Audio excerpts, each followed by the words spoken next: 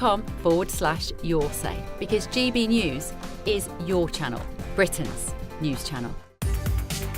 From the school run to the home run, watch a new show for all of Britain. He can say whatever he wants. A straight talking show where all voices are heard. And, when are we going to stop talking about smashing the gangs and actually do it? With the stories that matter from every part of our country. There's a bit of a crash landing there for your Chancellor. Bold, fearless and standing up for you. That's me, Martin Daubney, 3 p.m. till 6 p.m, weekdays, here only on GB News. The People's Channel, Britain's news channel. Join me, Nana Okoye, for an informative, interactive news programme with a difference. It's fun.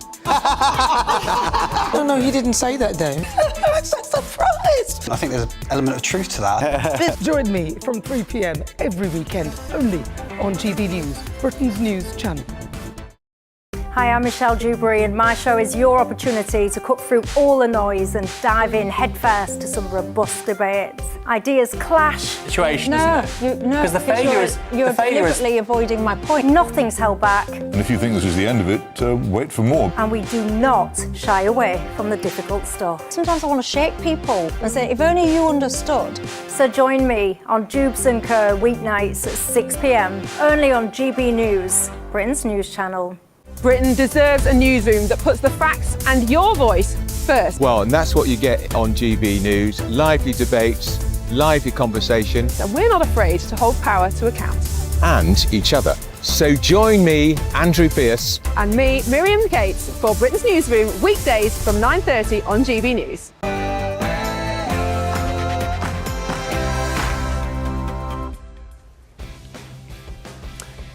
Good night, or is that good morning? Yes, live from Washington, D.C., this is GB News, with the stories shaping Britain and America.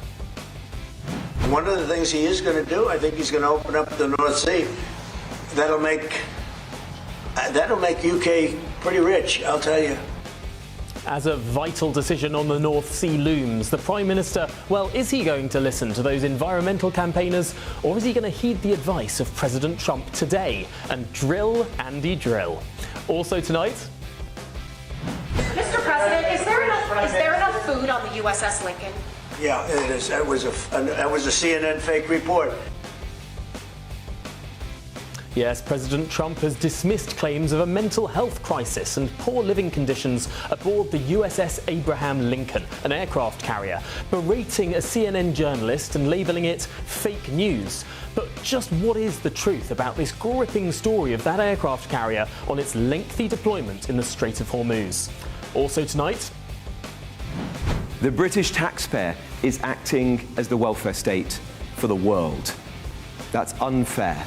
A reform government would require benefits claimants who have been jobless for over a year to do community service, such as cleaning the streets to keep their pavements, or to keep their payments, and perhaps clean their pavements too. Is this realistic, and how much support will this have through the country? Well, also this evening. XX you're in, XY you're out. It's that simple. Yes, Caitlyn Jenner has weighed in on the latest WNBA controversy, firmly taking the side of Sophie Cunningham about whether transgender athletes should be eligible to play in the league. Do you agree? Well, also... Hello? Hello, Tony. Yeah. Hello there, it's William Hague. Yeah. Just thought I'd, just phone it for a chat. Say hello, see how you're getting on, that sort of thing. It's quite a good imitation. It's, you must have taken them in very well in the switchboard. Yes, remember that? Back in 1998, that was then Prime Minister Tony Blair refusing to fall for an impressionist who made his way through the Downing Street switchboard. Well, it turns out that Andy Burnham had his own troubles messaging someone posing as President Trump's Chief of Staff, Susie Wiles. Is this an innocent prank, or could there be potentially serious security implications? Well, I'm Tom Harwood, and this is The Late Show Live.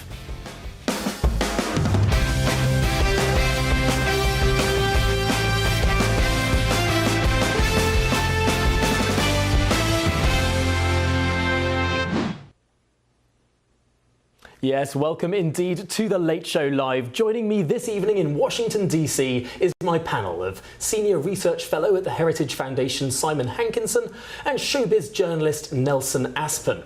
And in London is the journalist and broadcaster, just returned today from Ukraine, I think, Benjamin Butterworth, and political commentator Ellie Hodges as well. Thank you all for joining us tonight. Well, let's dive straight in. Breaking in the last few hours, President Trump has returned to one of his favourite subjects and implored the Prime Minister to start drilling, baby drilling, or is that drilling Andy drilling, in the North Sea. Prime Minister, I spoke to him. We had a good conversation, a couple of them. We had a good conversation. One of the things he is going to do, I think he's going to open up the North Sea. That'll make UK pretty rich, I'll tell you. Yes, as a consultation over the Rosebank and Jackdaw oil and gas fields draws to a close, Burnham faces one of the toughest decisions of his premiership so far. But will he be receptive to the advice of environmental campaigners, or will he heed the repeated advice of the President of the United States? And yes, drill, Andy, drill. Well, with me now is the journalist and author of Not Zero, Ross Clark. Ross, thanks indeed for joining us at this late hour. First of all, I've got to ask, what do you think is going to happen on these crucial Rosebank and Jackdaw sites?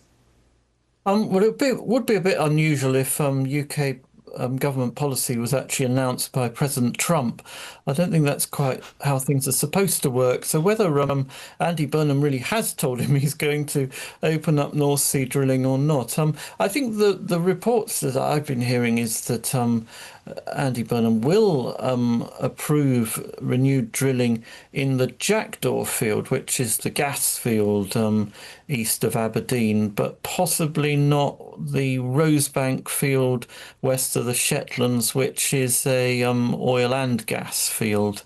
Now, there would be a reason for doing that, in that it's gas that Britain really could do with at the moment. At the moment, we are importing large quantities of liquefied natural gas from the US and also from Qatar. And the Qatar supplies have obviously been in a bit of trouble, been cut off by the situation in Iran, the Straits of Hormuz. Jackdaw, if it was given the go-ahead, could, according to its owners, be providing 6% of UK gas needs this winter. I mean, that is quite a substantial extra injection of gas straight into British gas pipes. Sadly, it won't make us pretty rich, as Donald Trump suggests there, but it could alleviate possible gas shortages and help bring prices down a little bit for UK consumers. Specifics of this, because there is a real difficulty here in that these two sites are obsessed on, because these are the ones that are already in progress. One of them, Rishi Sunak actually sort of approved, but then there was a court case and it went all back into sort of this legal arbitrage, and now there's a new decision that needs to be made. Whatever. Crucially, the Labour Party manifesto in 2024 said no new drilling. That was a manifesto commitment. Andy Burnham has said he's standing by that manifesto. Do these two sites, because they were sort of already in the offing, not count as that manifesto commitment? And if so, is the whole drill baby drill spin perhaps not as deep as it seems? Yes, I mean, as you said, Jackdaw and Rosebank were both granted licences by the previous government, and at the time the then Labour opposition said that they would honour any existing licences, but they wouldn't grant new ones. So on that basis, you can argue that Jackdaw and Rosebank are already approved, in the bag, and therefore Labour wouldn't be breaking its manifesto commitment. But of course, the fly in the ointment is that, as you say, they were defeated in the courts by a challenge by environmental campaigners. The government had to go away on the basis that the court decided that the government hadn't put enough thought into the carbon emissions that would be emitted when the gas was burnt. and the oil and gas was burnt rather than just the fugitive emissions from the oil and gas installations themselves. So it's a matter of interpretation whether Labour would be breaking its manifesto commitment or not by giving the go-ahead to these two fields. But what is absolutely certain is that there are a large number of activists within the Labour Party and outside the Labour Party who would be extremely upset if these fields were granted the go-ahead. On the other hand, there's a lot of people who are pointing out that it really is a sort of no-brainer to grant the go-ahead to these two fields because, like it or not, Britain is still very reliant on oil and gas, and the alternative to native supplies is foreign supplies. That's bad for our balance of payments. It makes us less rich. And it is also worse for the climate in that importing gas in liquefied natural gas form involves greater greenhouse gas emissions than if we use local piped supplies. It is extraordinary, Ross, that the green solution here is to drill for oil in the United States, or sorry, drill for gas, frack for gas, I should say, in the United States of America, condense it down into a liquefied form, which takes energy in and of itself, ship it around halfway around the world, and then uncondense it into gas and then use it as if that's greener than just, getting the stuff ourselves. Well, Ross Clark, thanks. That's been immensely cogent, really clear understanding there of the situation and the decision that the Prime Minister faces. Ross Clark there, of course, journalist and author of Not Zero. Appreciate your time. Well, with me now is my Washington, D.C. panel. Yes, the Senior Research Fellow at the Heritage Foundation, Simon Hankinson, and the showbiz journalist, Nelson Aspen. Simon, let's start with you. Clearly, I think, Andy Burnham, in his first phone call with Donald Trump, tried to get on his good side, perhaps told him earlier than he should have done, ahead of the proper processes in London, that he will approve these two fields, or at least one of them. Oh, it's possible, but at the end of the day, what's right for Britain? What is the right thing to do? And that's what I hope he does. If you look at any form of energy generation, there's a great show called Landman, if you've ever seen it here in the U.S., and there's a little scene where Billy Bob Thornton explains how expensive it is and how much natural resources it uses to create these great wind farms. Basically, all the pollution happens in China, so we can pretend in the West that it's not happening, but it's happening. So, yeah, the solution is right in front of your faces, and I would say breaking a commitment to the manifesto is worth it for the benefits that it would bring Britain. And yet, I suppose, Nelson, there might be some wool being pulled over the president's eyes here, perhaps the public's eyes too, if indeed these two oil fields and gas fields are the only ones in contention. I mean, there's still a general presumption against new drilling anywhere else. But Trump is going to say what he's going to say. I mean, that is his political gift, is to always address the elephant in the room. And in that press conference, it wasn't just about energy. He also got in the UK problem with immigration. He said that the UK's two problems were immigration and energy. And once he addresses the elephant in the room, it's out there. So if anybody opposes this, and I don't think Burnham's going to do it, whatever Trump says, the markets follow, and it's giving ammunition to everybody that wants it. And hey, I'm from Pennsylvania. We grew up on frack, baby, frack. I mean, it was a huge thing in 2024, right? Kamala Harris U-turned her position on fracking because she saw just how popular it is, because it made Pennsylvania so much richer. The bottom line is the dollar or the pound. What is it going to cost? The bottom line used to be the pound before Bretton Woods and the Second World War, but that's ancient history. No, the bottom line. Sadly, the world's reserve currency no longer is in London. It's now in this country, in America. But before we get on more on this American side, shall we turn to my panel in London? Can we do that? Let's speak with the journalist and broadcaster Benjamin Butterworth and the political commentator Ellie Hodges. Benjamin, is Andy Burnham trying to pull a fast one over all of us? Is he trying to pretend that he's doing more in the North Sea than he actually is? Well, quite possibly. I think, given the manifesto commitment that Labour said it would not approve new licences, then it would be quite a change of position if he's going to do that. And I think some backbenchers, especially possibly his energy secretary, who is very much pro-net zero, may be angry at that. So maybe there's a fight coming.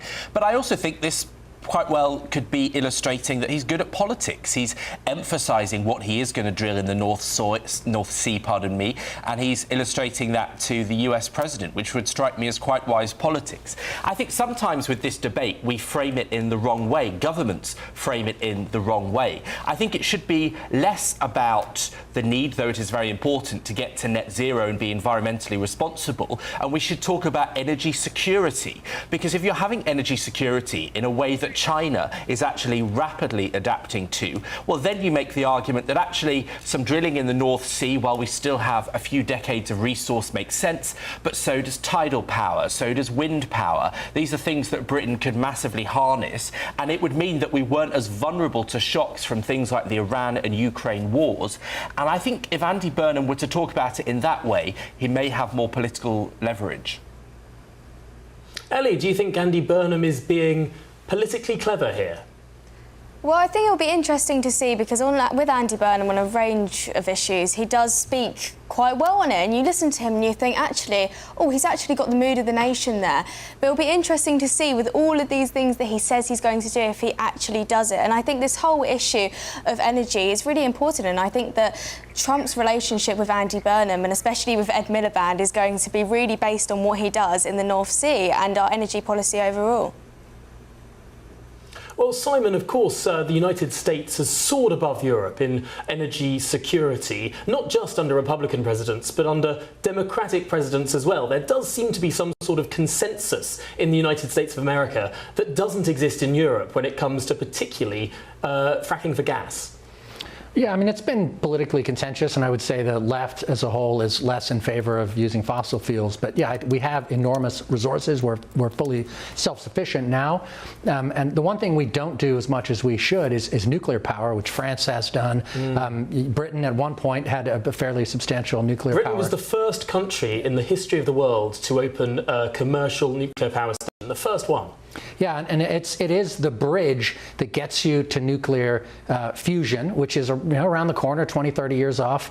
But in the meantime, we have to use everything available, tidal, wind, the whole thing. But that includes oil and gas.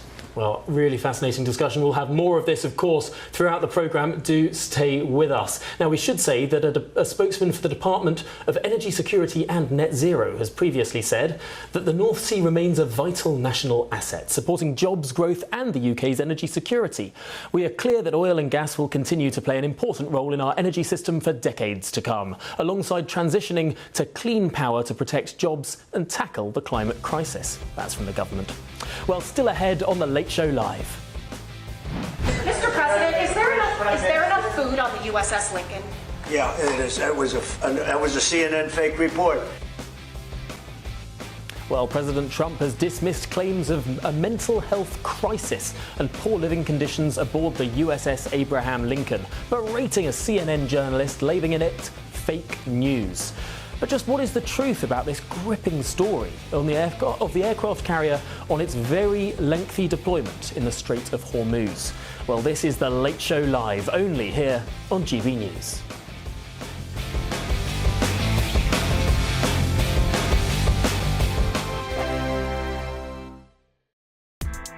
Join me, Nana Akwe, for an informative, interactive news programme with a difference.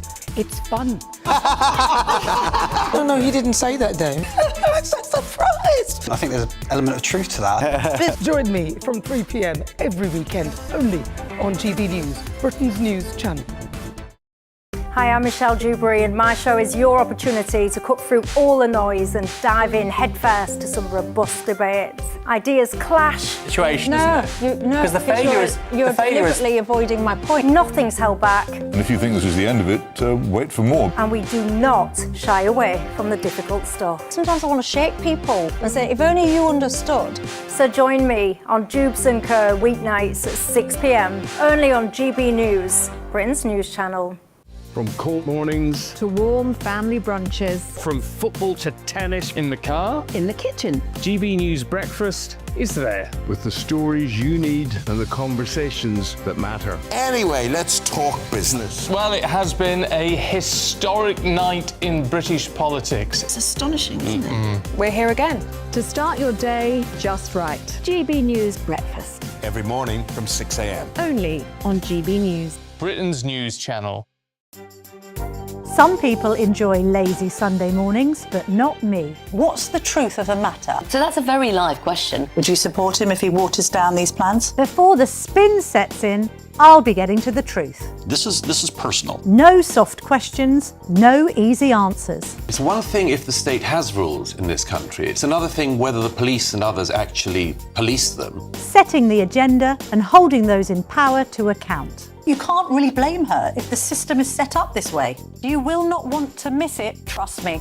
The Camilla Tominey Show, Sundays from 9:30, only on GB News.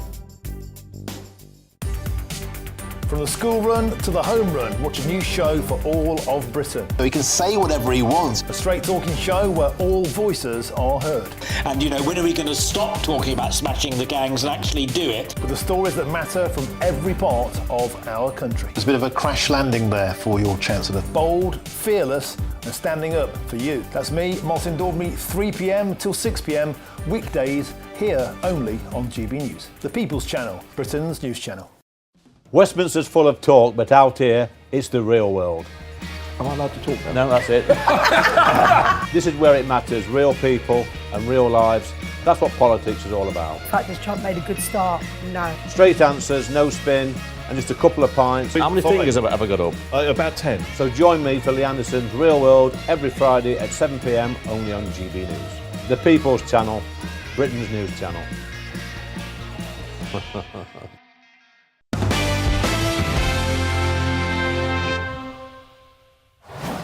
Welcome back to the Late Show Live. It's 20 minutes past midnight for everyone watching in His Majesty's Britannic Kingdom. Over here, it's a little bit earlier in Washington, D.C. Now, is the historically good relationship between the US military families and the Trump administration declining? Well, questioned about the reports, President Trump berated a CNN journalist at a press conference just hours ago in the White House. Mr. President, is there enough food on the USS Lincoln? Yeah, it is. That was a CNN fake report. The Lincoln has been out there for a period of time, good period of time, but over the years we've had them out there much longer. I was at a group meeting and an admiral came up to see me over the weekend, and it was at a big group, and he happened to be an admiral retired. He said, I've been on ships that are out there much longer than that, sir, and I know people on the Lincoln, they say it's beautifully maintained and beautifully taken care of. And other people went out and they found out to be true. It was fake news reporting from CNN. Well, that's what the president had to say. Just as a by the by, it's nice to see the bust of Winston Churchill on his shoulder there, just behind him from that angle in the Oval Office. It's nice that whenever Donald Trump's in the White House, he brings along that bust that was first removed by President Barack Obama. But that's by the by. The USS Abraham Lincoln has been deployed for 9 months and counting after being redirected from its original mission to assist in the Middle East after the US-Iran war began. Well, several families of personnel aboard the Abraham Lincoln have expressed concern that mental health conditions on the ship are deteriorating. Well, after visiting the carrier over the weekend, US Central Command Administrator Brad Cooper tried to ease those concerns. Yes, in a statement posted to Twitter, Cooper said despite not everything being perfect, of the US Navy's 11 active aircraft carriers, the Lincoln currently has among the lowest number of cases related to mental health. Well, that statement itself is in stark contrast to other reports by leading specialist military papers that have reported several suicide attempts by sailors as the crew seems to be nearing their breaking point. But what's the truth? Well, with me now is the Senior Fellow for National Security at the Coalition for Global Prosperity, Elliot Wilson. Elliot, typically aircraft carriers are deployed for 6-month stints. That's how they're designed, that's how they're meant to be deployed. This one has been at sea for 50% longer and counting. Yes, I mean, the point to make is that these aircraft carriers can do this, but they're not designed to do it. It's not ideal. I think what's extraordinary is that the president decided, because it's the only way he can react, that he would go on the attack. This could have been handled so very differently. He could have said, yes, it's been out there longer than we had planned, but our men and women are doing great service. They're upholding the best traditions of the US Navy, and we'll have them back soon because we understand that the George Washington is sailing from the Far East. So it could have been played like that, but instead he decided to attack the media and he decided to say things that frankly were not true. I mean, this idea that there's been far longer stints, certainly on a Nimitz-class carrier, it's not true. The Lincoln's done, I think, 260 odd days. The absolute record for a Nimitz-class carrier is 321 days.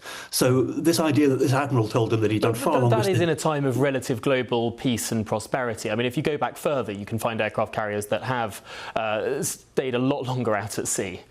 You can, but certainly not with this class of aircraft carrier, which they have a good number. But I just don't understand why the president has to run away from what is clearly something that's not ideal. I think the problem is what it says about the wider strategic position of the United States. Why has it been required to stay out so long? Why are they now bringing an aircraft carrier from the Far East, leaving the Indo-Pacific with no US aircraft carrier, which is extraordinary, although that may be replaced in a couple of months. But, you know, where are the pressures coming? And the conclusion you're forced to reach, I think, is that maybe the Iran war is taking rather longer than they'd anticipated. But that's the truth they don't want to say, I suspect. Do you think the United States is spreading itself too thin? As you say, they're now moving this other aircraft carrier, USS George Washington, away from Asia-Pacific, away from, frankly, Taiwan, which is under a great deal of threat. They've got Venezuela that they're dealing with in South America. There's Iran they're embroiled in. There are so many different zones of conflict around the world. Has the United States spread itself too thin? I think there's an element of that, but I think behind that there's just a lack of strategic coherence. You know, we were told, and it was perfectly reasonable, that when Europe had to step up and pay more for its defence, NATO members needed to pay more, that was because the US was looking more to the Indo-Pacific and to China and Taiwan and that sort of thing, which was fair enough. But we now find that, you know, Japan is being told that it won't get Tomahawk cruise missiles replaced for some months. It's pulling its one aircraft carrier out of the region. Taiwan, the president has made very strange noises about. He's recently said that he's sick of paying for South Korean military manoeuvres, and he gets on really well with North Korea. And equally, there have been some problems in the Philippines as well. So he seems to be antagonising people in the area where he was expecting to be strongest. And then along comes something unexpected, like the war with Iran, and you have too little sort of weight of numbers to put everywhere. So I think it's not so much here. We've focused a lot on what the president has said, and rightly so in many ways. But of course, it's not just the president who's said that things are actually broadly fine on this ship. Admiral Brad Cooper, a very respected naval officer, admiral, well, not higher than officer, he has said that, yes, of course, there are some challenges, but not beyond the norm. I think that's probably closer to what's fair. I mean, clearly he's going to put a good spin on it, but I think you can discern a grain of truth in that. What I think was extraordinary was the decision to say, I mean, as the president did, that they should have been out for much longer. I don't know what that was supposed to mean. But, you know, Admiral Cooper has more responsibilities. He's in charge of Central Command. He's got to put a good spin on it, but he's also got to say things which are broadly truthful. I just think it was a very odd presentation of the decision, this one. This could have been smoothed out so much more easily, but instead it's become more of a story than it needed to be. Yeah, well, it's one to watch, certainly. Elliot Wilson, the Senior Fellow for the National Security at the Coalition of Global Prosperity. Really appreciate your time on this one this evening. Thanks indeed. Well, with me now is my panel, the Senior Research Fellow at the Heritage Foundation, Simon Hankinson, showbiz journalist Nelson Aspin in Washington, and in London, the journalist and broadcaster Benjamin Butterworth and political commentator Ellie Hodges. Ellie, we're going to start with you this time. Has the president perhaps gone a bit far in Iran? It certainly split some of his base. Yeah, I think it's really interesting. I think there's been a recent poll showing that his support amongst Republicans is decreasing. And I think that a reason for this is because he was ultimately elected on this America First approach, really, and no to getting into more foreign wars. And unfortunately, exactly what he has done is got into more foreign wars. And I think that a lot of his voter base don't actually support that. And I think the midterms coming up in November will be really interesting to see what happens there, because I think that a lot of Republicans, it's not like they're going to change and vote Democrat. I think they just won't show up to vote. Simon Hankinson, what do you make of that? Well, look, I try to separate the strategic, the big picture here, which is the Iran war, and whether he's worried about that and electoral prospects and this aircraft carrier. I've been a guest on many U.S. naval ships, and including 2 aircraft carriers. The hospitality that they can put on is extraordinary. Generally speaking, if you compare them to World War II era ships, even, let alone Nelson's Victory era, they eat extraordinarily well. Their quarters are big and spacious. It's a village of about 5,000 people. So will you have a couple who are having a bad week and send off a message to the girlfriend? Probably. Are there some issues? Sure. But whether they have 6 million toilet flushes a year, you might have a couple that back up. But by and large, I think, it's a little bit of a longer deployment, but these ships are in great shape, and the morale of the crews is excellent. Nelson Aspen, I don't want to sort of, appear a bit too brazen about this, but are we a bit of a softer society than we used to be? Are we talking about mental health here when perhaps in decades past we wouldn't be? We'd have sort of just got on with the job. I think you hit a very good point there, and it's very important to take morale into account. And by and large, troops are very, very young people. They don't have the same kind of mettle that their leaders have. So that's why I take Admiral Cooper at his word. If he's feeling okay about it, then I sort of take that to feel that it's okay. But the morale is real, and they are, I would never dare to call the troops soft, but they are young, and it's a long time. A 9-month deployment is a very long time. And I think President Trump has sort of almost poo-pooed this to sort of in that mentality of pull yourself up by your bootstrap mentality. Benjamin Butterworth, you've just been with people who've been perhaps under greater stress on the front lines of Ukraine. What do you make of this story? Well, I mean, I have to say that if you ask people in Ukraine, they will say that they feel like they're not getting enough support from the US. And actually, one of the problems I think this speaks to is that Trump has overexerted the US. I mean, he's got involved in 7 different countries in the last 12 to 18 months, which is more than any other US president. I was looking at the list: Somalia, He would say Iraq. he's ended many of those wars. He would say a lot of things, but many of them are questionable, I think, which is the point of this, with what the families are saying. But one of the problems is that in Ukraine, they are short of the Patriot interceptors in order to stop Russian attacks getting through. And one of the reasons for that is because of the war in Iran. So lots of Middle Eastern countries, Gulf countries, have bought those up. Europe has got more nervous, so they're not sharing their supplies, as the US has. And so it speaks to this problem that there are so many wars going on at the moment that things are spread too thinly. And I think actually the expert just mentioned it, that one of the dangers of that is that there is talk that after the election in Taiwan, which I think is expected next year, that could come under attack. And so I think these questions about not having the resource that the US Army needs and that the West isn't able to carry out its defence are going to become a lot more pertinent, not just on the mental health of people that have been deployed for 9 months. Okay. Yeah, well, Benjamin Butterworth, and indeed all my panel, thanks indeed. It feels like the first 2 stories of this programme really flow into one another. I mean, the oil and gas that we're trying to get out of the North Sea, or perhaps not, those prices are utterly affected by what we've just been discussing for the last 15 minutes too. Well, still lots more to come. The British taxpayer is acting as the welfare state for the world. Yes, a reform government would require benefits claimants who have been jobless for over a year to do community service, such as cleaning the streets to keep their payments. Is this realistic, and how much support would you think this has throughout the country? Well, this is The Late Show live only on GBNews. Do stay with us.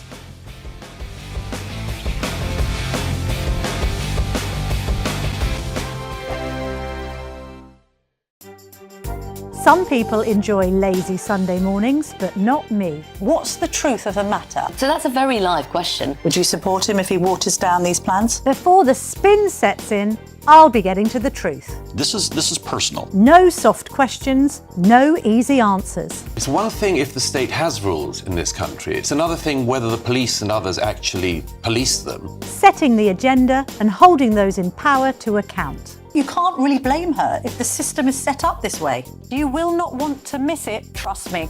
The Camilla Tominey Show, Sundays from 9:30, only on GB News. Breaking news, live updates, stories that matter. From the heart of the GB newsroom to every corner of Britain, with our team of dedicated journalists across the UK. GB News bulletins are there to deliver the latest news that matters to you. Bulletins on GB News, the People's Channel, Britain's news channel. Hi, I'm Michelle Dewberry, and my show is your opportunity to cut through all the noise and dive in headfirst to some robust debates. Ideas clash. Situation, isn't it? Because the failure is you're deliberately avoiding my point. Nothing's held back, And if you think this is the end of it, wait for more. and we do not shy away from the difficult stuff. Sometimes I want to shake people and say, if only you understood. So join me on Jubes & Co weeknights at 6 p.m. only on GB News, Britain's news channel. Britain is not just a geographical expression. We are a people bound together by history and culture that are distinctively British. Join me to celebrate our music, theatre, artworks and literature, which we can explore and enjoy together. Everybody's welcome. Sunday with Michael Portillo. Every Sunday at 11 a.m. on GB News, the People's Channel, Britain's news channel. I've been in Westminster for a long time, but I know that though power may be here, its effect on people's lives is across the whole of the country. We may be where rules are made, but it's where they're implemented that matters. Join me, Jacob Rees-Mogg, for forthright and frank discussion on where Britain has come from, where it's going, and where it will end up. That's State of the Nation, Monday to Thursday, 8 to 9 o'clock. Vox Populi, Vox Dei. From the school run to the home run, watch a new show for all of Britain. He can say whatever he wants. A straight talking show where all voices are heard. And, you know, when are we going to stop talking about smashing the gangs and actually do it? With the stories that matter from every part of our country. There's a bit of a crash landing there for your Chancellor. Bold, fearless and standing up for you. That's me, Martin Daubney, 3 p.m. till 6 p.m. weekdays here only on GB News. The People's Channel, Britain's news channel.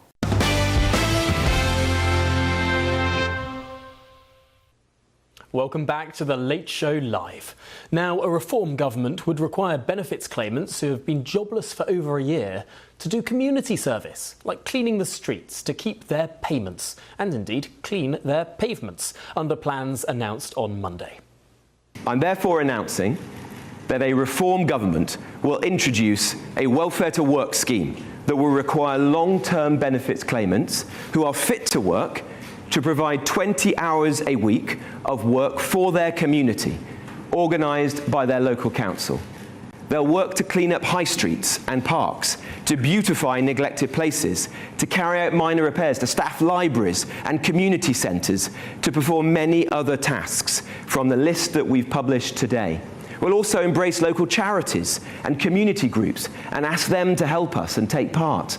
If claimants refuse to participate or fail to show up, they'll face penalties. Well, Mr Jenrick unveiled the new policy as part of his party's plan to scrap key welfare benefits and save over £50 billion each and every year. Well, according to the Reform Party full welfare plan, the Welfare to Work scheme would help an additional 24,000 people into work by 2030 and save taxpayers £1 billion a year.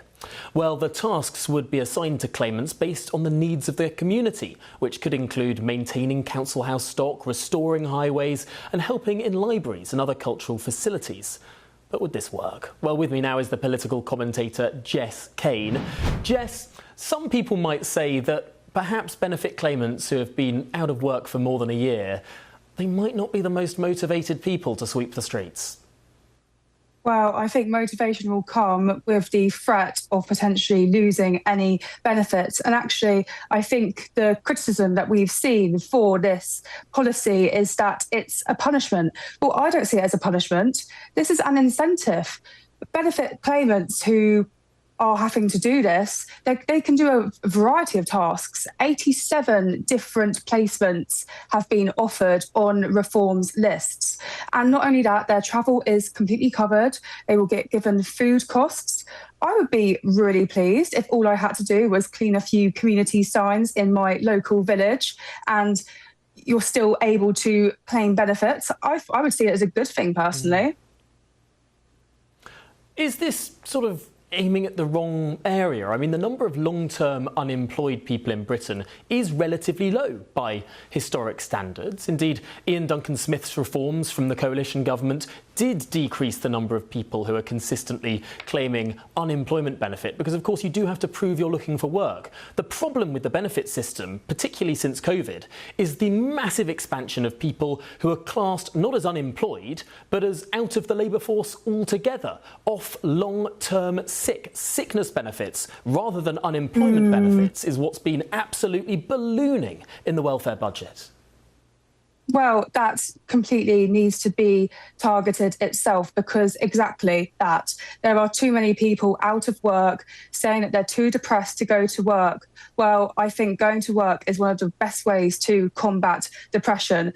I do think, however, that targeting people who are on universal credits and have been for over 12 months is a good route to go down. It doesn't matter if that issue has been diminished. We still do have 300,000 people on that list who need to be getting back into work. They could work, they just aren't doing so for some reason. And I think this could be an incentive, because look, if you are on a dole all day and you've got nothing to do, you're just sat at home watching telly, you are going to get lazy and complacent. You're going to think, oh, no one's ever going to want to hire me. These people are going to be going out, doing social activities with other people, learning some skills, and I think that will help them get back into the workforce. This is exactly a way to convert people into alarm clock Britain workers.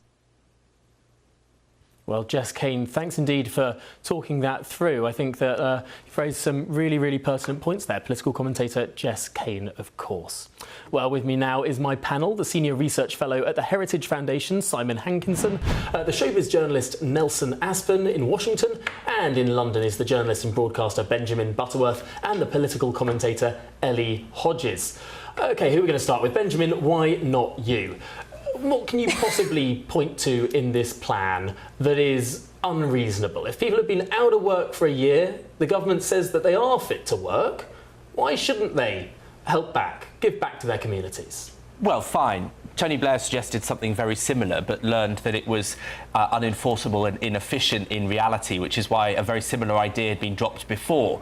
If you actually think through the practicalities of how you do this, and of course, in principle, the idea that you shouldn't take without giving in some form that you can is perfectly reasonable. But actually, how are you going to get people to do these 20 hours of fixing properties, cleaning streets, for example? Well, you would have to employ a considerable number of people. Or just take away their benefits if they don't do it.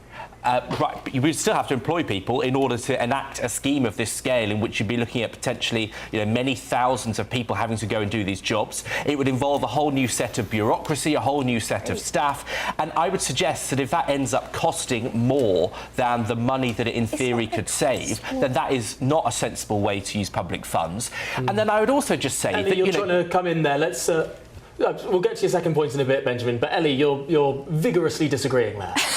Well, I'm glad to hear that Benjamin doesn't disagree with the actual principle of it, because I think the principle of this is really good, and I don't actually see what is controversial with this whatsoever. It's not like we're saying that people that are disabled or they're actually on benefits for mental health reasons or actual disabilities. We're not saying they have to go and clean the streets. That's not what we're saying at all.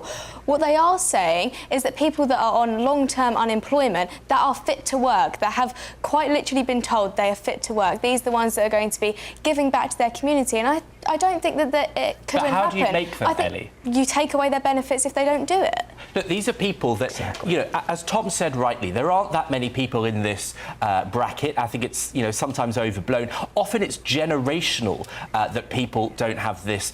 And so you're going to have some kind of system where you're dragging people out onto the streets to do this. Well, I don't think you'll have to drag them out if they know that they're going to have their benefits taken away if they don't do it. That's the thing. But sorry, just to clarify for a second and bring in some people in Washington. Benjamin, you will have a chance to come back, but I do need to bring in our panel in Washington too.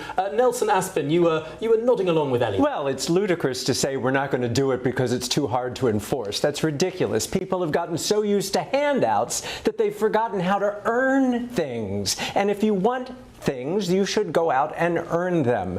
Look at our food stamp system here in the States. People have been fighting this because they stopped allowing food stamps to be used for candy and soda pop. And it's an adjustment. It doesn't mean it's a bad thing. It's just something to get adjusted to. And I think that this is a great program, and it's just going to take some adjustment. Benjamin, I said I'd come back to you. Let's keep this balanced. I know you're speaking more than other panellists in this section, but you are the person who we need to put up the case against it. Well, I was going to say, when you say you would take their benefits off them, what does that actually mean? So if somebody is reliant on housing benefit to have a property, for example, or the benefits they get in order to afford food, you're going to leave them on the streets that they're not cleaning if they don't do it? Why can't they do it, though? This is my thing. And I'm not saying immediately take away... I'm not saying the principle is wrong. Yeah, but I'm saying that, like do everything reform says, the reality seems different. Why would there be a situation where they wouldn't do it, though? And even if there was, I wouldn't say... I am answering the question. I'm literally just answering it right now. And I think I wouldn't say, OK, let's just immediately remove their benefits if they don't go out and clean the street one day. There could be a phase out, for example, 3 months, for example. If they don't go out each day for however long, then they get it taken away. I think that's a fair system. And I also actually think that, I don't know if this is meant to be the compassionate argument here, but I don't think it's a good life being unemployed and having long-term unemployment. I actually think that working is great, and I want as many people in work as possible. And there is a point that we actually need the jobs for that to happen. We need to regenerate our high streets to make sure there's the jobs as well. Now, Simon Hankinson, I'm so sorry that I haven't been able to bring you in until this point. We're going to have to round off this debate with a closing thought from you.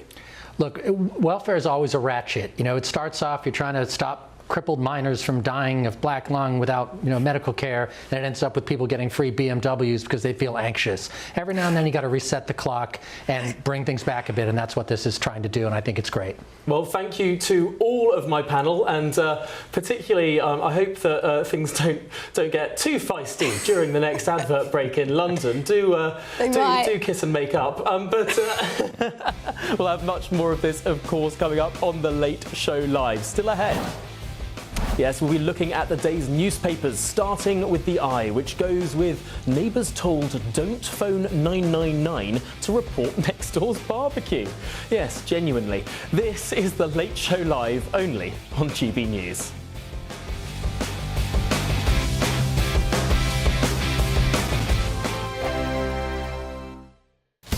Breaking news, live updates, stories that matter. From the heart of the GB newsroom to every corner of Britain, with our team of dedicated journalists across the UK. GB News bulletins are there to deliver the latest news that matters to you. Bulletins on GB News, the People's Channel, Britain's news channel.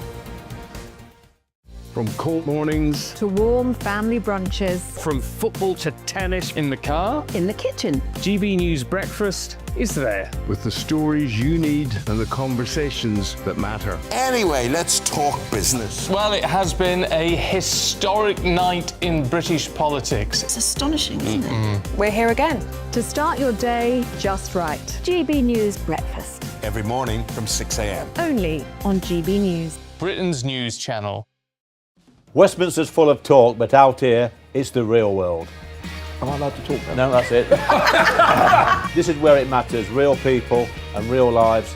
That's what politics is all about. In fact, this Trump made a good start. No. Straight answers, no spin, and just a couple of pints. How many fingers have I ever got up? About 10. So join me for Lee Anderson's Real World every Friday at 7 p.m, only on GB News. The People's Channel, Britain's news channel. At GB News, we love to hear from you, our loyal community. So drop us a line at gbnews.com/your say. There you can talk to each other and also to the presenters live on air. gbnews.com/your say, because GB News is your channel, Britain's news channel. Join me, Nana Akwe, for an informative, interactive news programme with a difference. It's fun. No, he didn't say that, though. I'm so surprised. I think there's an element of truth to that. Join me from 3 p.m. every weekend, only on GB News, Britain's news channel. You want to know what's really going on in the corridors of power? Labour don't know what to do with you half the time, and that makes you quite lethal in the chamber. Get behind the headlines with Chopper's Political Podcast. Join me, Christopher Hope, as I sit down with the great and the good of British politics. We'll see where this ruling takes us. These are the stories shaping our nation. Chopper's Political Podcast, available now on all platforms. Listen in and stay ahead.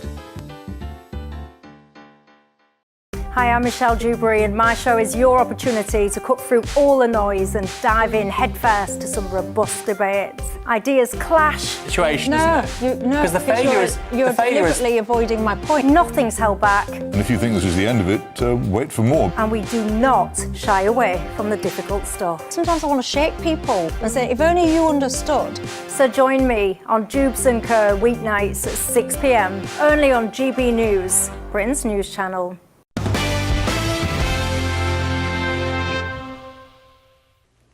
Welcome back to the Late Show Live. Well, let's delve straight into the main stories on the front of tomorrow's newspapers.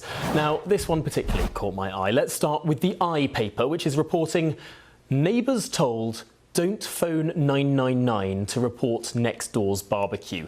Yes, just to explain, of course, after this alert that everyone got pinged on their phones on Friday, neighbours have genuinely been calling 999, the emergency services number, to report that their next door neighbour or next door but one have been having a barbecue. The police are saying, please reserve this for genuine emergencies. Well, with me is my panel, the Senior Research Fellow at the Heritage Foundation, Simon Hankinson, showbiz journalist Nelson Aspen, in Washington, of course, and in London, journalist and broadcaster Benjamin Butterworth, and political commentator Ellie Hodges. Simon Hankinson, let's start with you.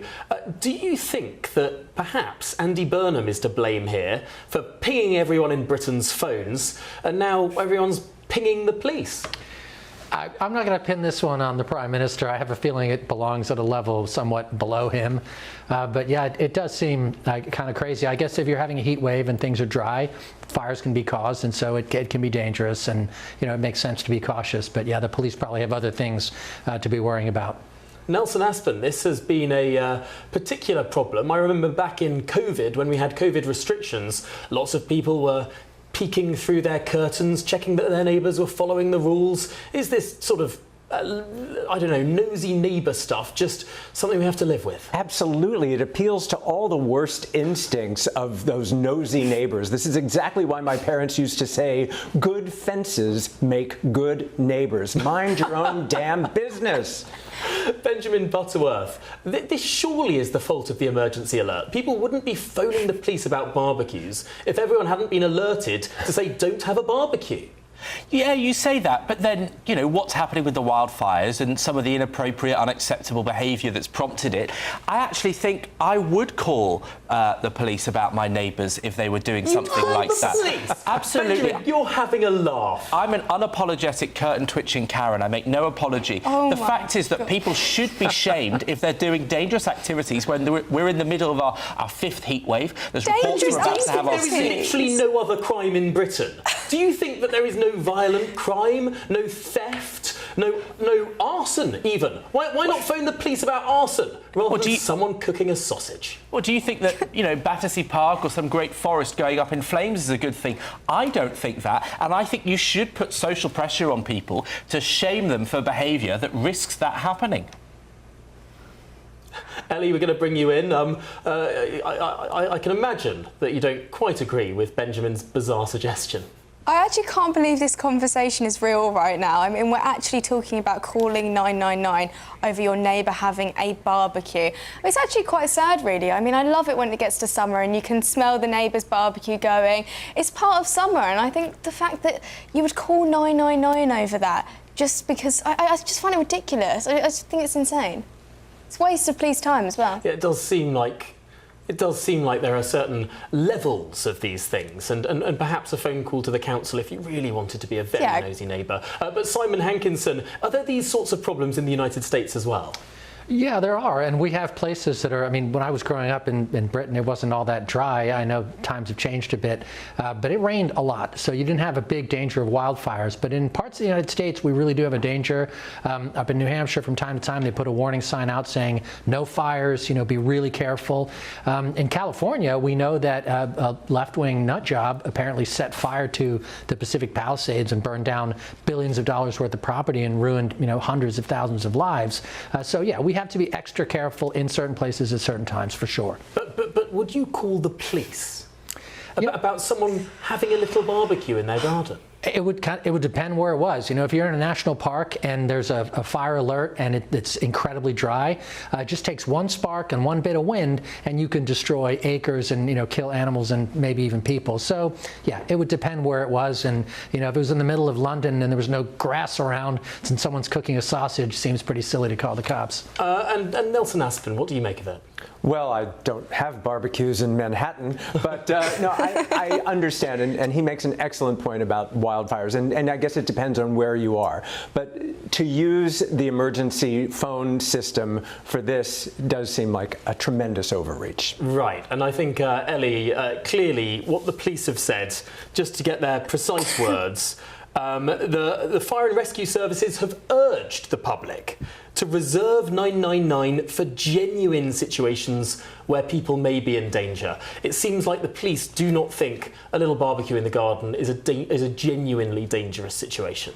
Yeah, exactly, and I think that's very telling. I mean, if the police are quite literally telling you not to call 999 over this, I mean, the fact that then Benjamin said he would, I just find absolutely insane, to be honest. I mean, I do understand the point that if there is actually a case where you think, oh, this could end really badly, maybe you call, I don't know, the council, not 999. It's a waste of time, and I just think it's ridiculous, to be honest. Mm.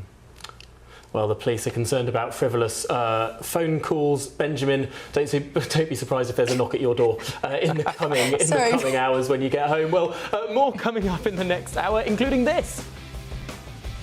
XX you're in, XY you're out. It's that simple. Yes, Caitlyn Jenner has weighed in on the latest WNBA controversy. For those not in the lingo, that's the Women's National Basketball Association, firmly taking the side of Sophie Cunningham about whether the transgender athletes should be eligible to play in the league. Of course, the WNBA has not yet defined the word woman. Do you agree? Well, this is The Late Show Live, only on GB News. Today, clouds overhead, total zen within. Boxed Solar sponsors the weather on GB News. Good morning, welcome to your latest GB News weather update brought to you from the Met Office. A cloudier day for many of us, outbreaks of rain to start. It will become a little bit drier into this afternoon, and across the south and east it will stay rather warm. Elsewhere it's turned much cooler with northwesterlies moving in. Those will bring in showers to many northwestern areas through much of the day, but further south across parts of Wales and the Midlands it's going to brighten up into the afternoon. Slightly murkier weather pushes into the south and east by the end of today though, but it should remain dry across many southern areas. Still quite warm in the south, temperatures still climbing towards the higher 20s, 27 possible across the very far south and east. Into this evening, rain will become a little bit more persistent for more southern areas and showers continue across more northern areas. Some of these quite heavy actually across the far north of Scotland.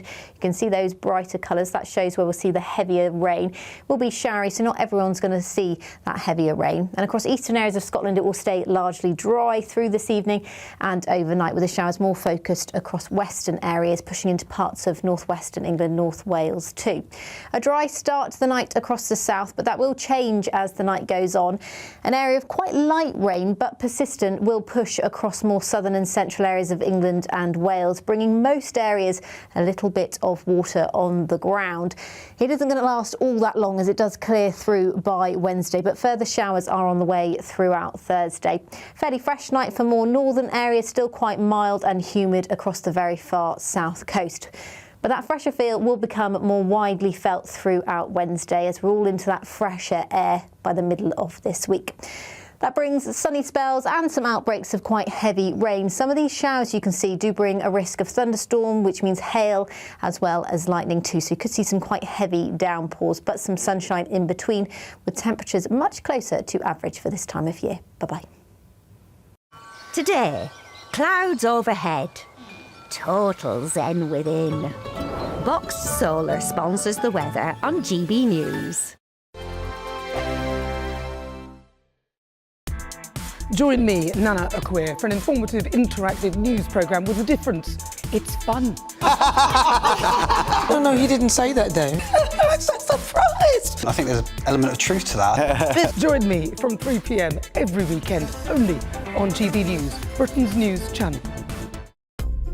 Britain is not just a geographical expression. We are a people bound together by history and culture that are distinctively British. Join me to celebrate our music, theatre, artworks and literature, which we can explore and enjoy together. Everybody's welcome. Sunday with Michael Portillo, every Sunday at 11 a.m. on GB News, the People's Channel, Britain's news channel. At GB News, we love to hear from you, our loyal community. So drop us a line at gbnews.com/yoursay. There you can talk to each other and also to the presenters live on air. gbnews.com/yoursay, because GB News is your channel, Britain's news channel. Some people enjoy lazy Sunday mornings, but not me. What's the truth of the matter? So that's a very live question. Would you support him if he waters down these plans? Before the spin sets in, I'll be getting to the truth. This is personal. No soft questions, no easy answers. It's one thing if the state has rules in this country. It's another thing whether the police and others actually police them. Setting the agenda and holding those in power to account. You can't really blame her if the system is set up this way. You will not want to miss it, trust me. The Camilla Tominey Show, Sundays from 9:30, only on GB News. From the school run to the home run, watch a new show for all of Britain. He can say whatever he wants. A straight talking show where all voices are heard. And when are we going to stop talking about smashing the gangs and actually do it? With the stories that matter from every part of our country. There's a bit of a crash landing there for your Chancellor. Bold, fearless and standing up for you. That's me, Martin Daubney, 3 p.m. till 6 p.m, weekdays, here only on GB News. The People's Channel, Britain's news channel. Westminster's full of talk, but out here, it's the real world. Am I allowed to talk now? No, that's it. This is where it matters, real people and real lives. That's what politics is all about. The fact is Trump made a good start. No. Straight answers, no spin, and just a couple of pints. How many fingers have I got up? About 10. So join me for Lee Anderson's Real World every Friday at 7 p.m, only on GB News. The People's Channel, Britain's news channel.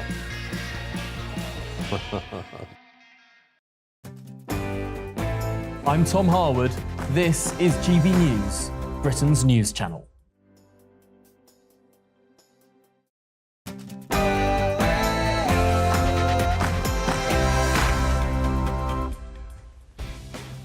Live from Washington, D.C. Good morning, or is it good evening? I have no idea. This is GB News with the stories shaping both Britain and America.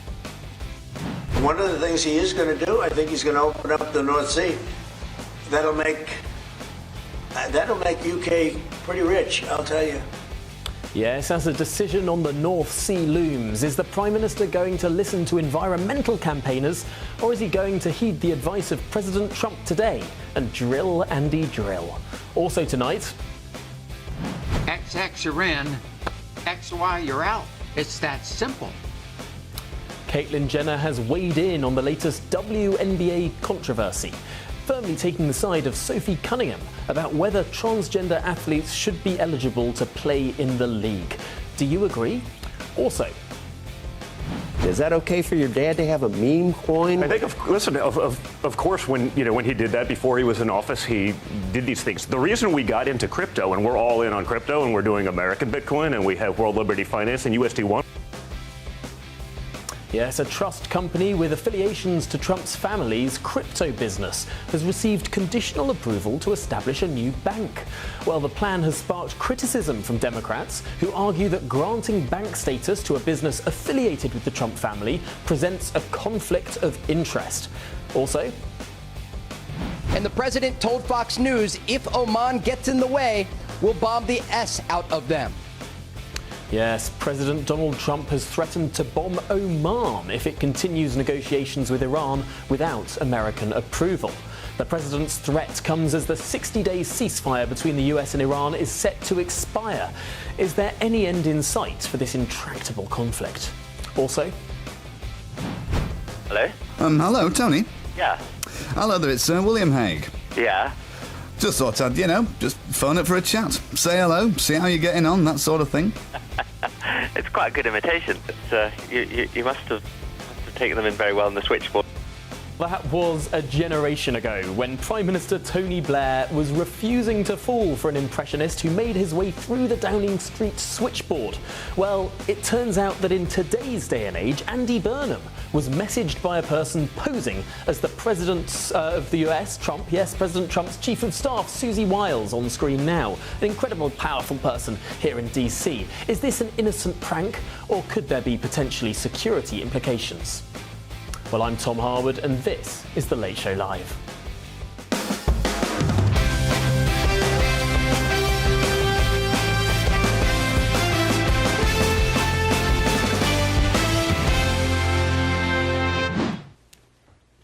Well, welcome to The Late Show Live. It's a delight to have your company this evening, and particularly thank you to Joe, who has messaged me saying, welcoming me to my first Late Show Live cover stint, as I'm here for the next 2 weeks, you lucky things. He says, everyone covering The Late Show Live for the first time has to sing the first verse to New York, New York as an intro to appease our American friends.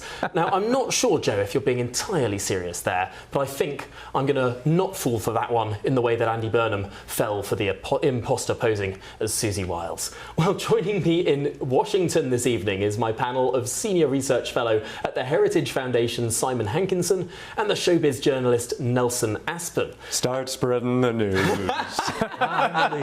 Oh no, we're all at it now. Well, let's turn to some sense in London, or perhaps not. We've got Benjamin Butterworth, the journalist and broadcaster there, and the political commentator Ellie Hodges. Please do not sing. Now, thank you all for joining us tonight. Well, Caitlyn Jenner, in our first story, has weighed in on the latest WNBA controversy about whether transgender athletes should be able or eligible to play in the league. XX you're in, XY you're out. It's that simple. Title IX was one of the greatest legislations, and it was over 50 years ago, for women's equality. It happened to be in sports. But look at what it's done for women's sports. I don't want that to be ruined by letting biological men come in and play in women's sports.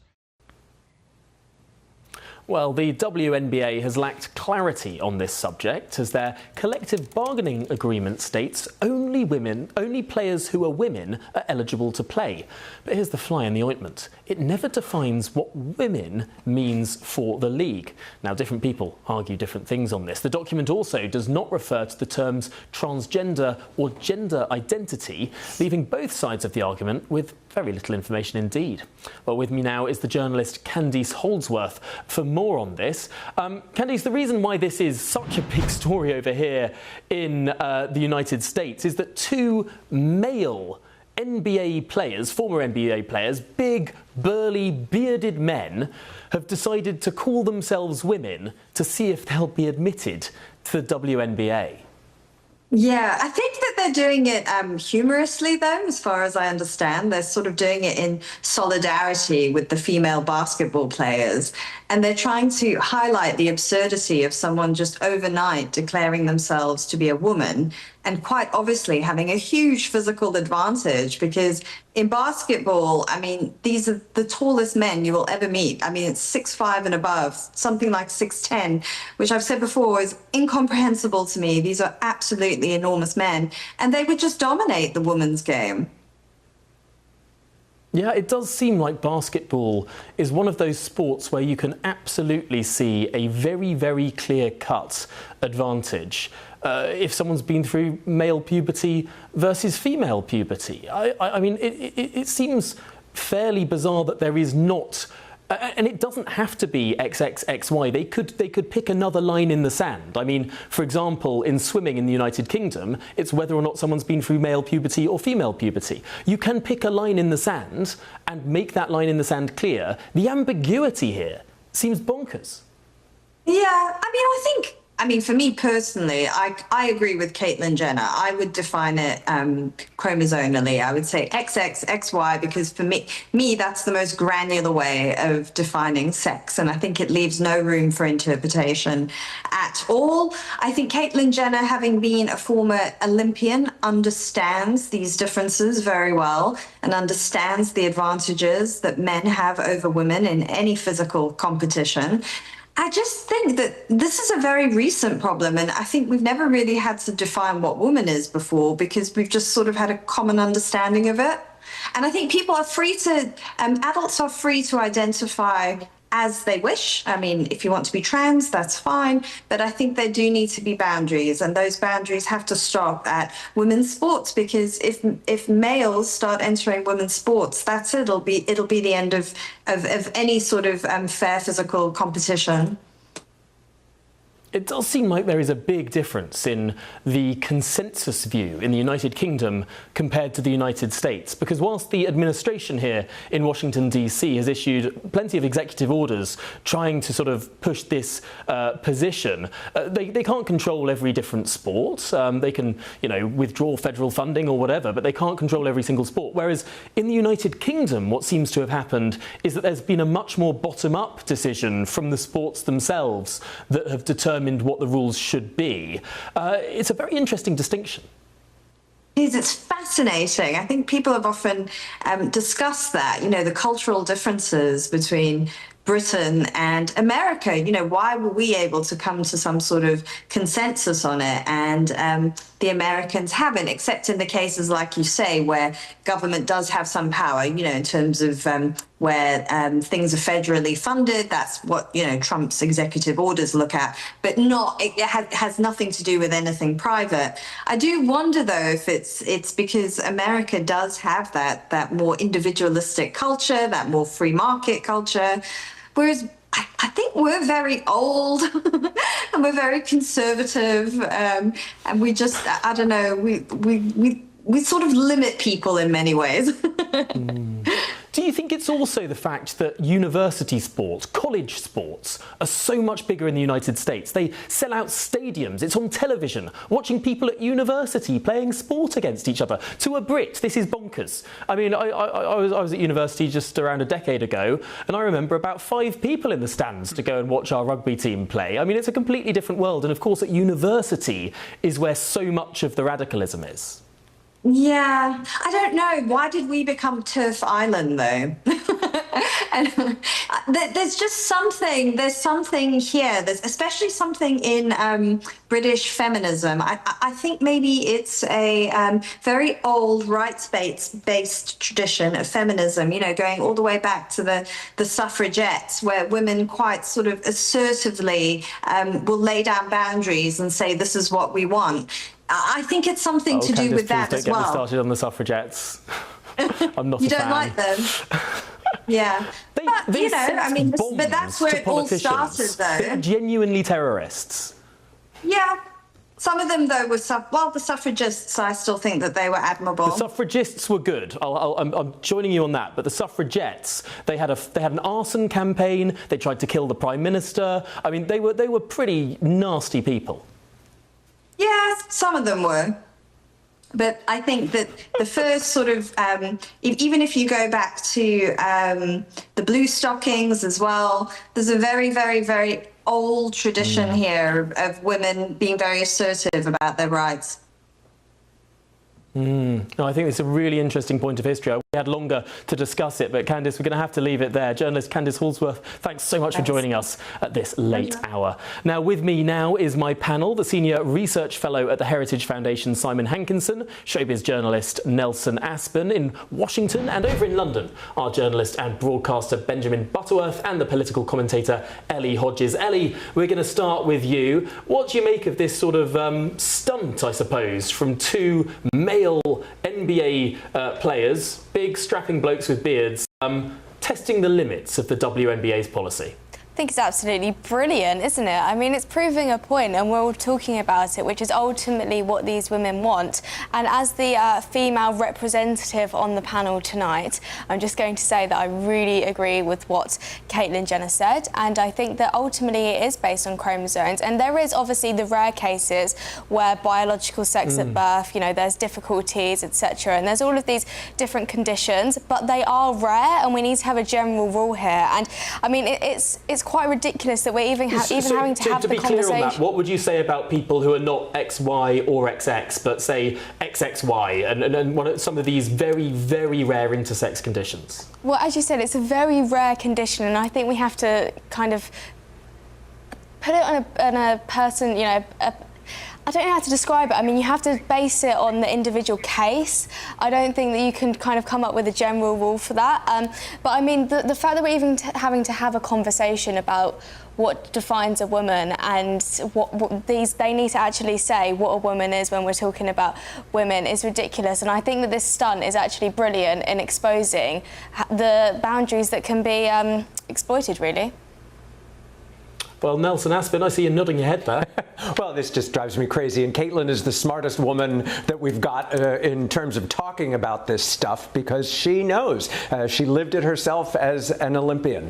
What is remarkable is that the issue is forced. They left out the definition of a woman in the collective bargaining agreement, and now the issue is forced. They're going to have to take a stand. And they're eating themselves alive from the inside. For decades, women have been trying to compete fairly in professional sports.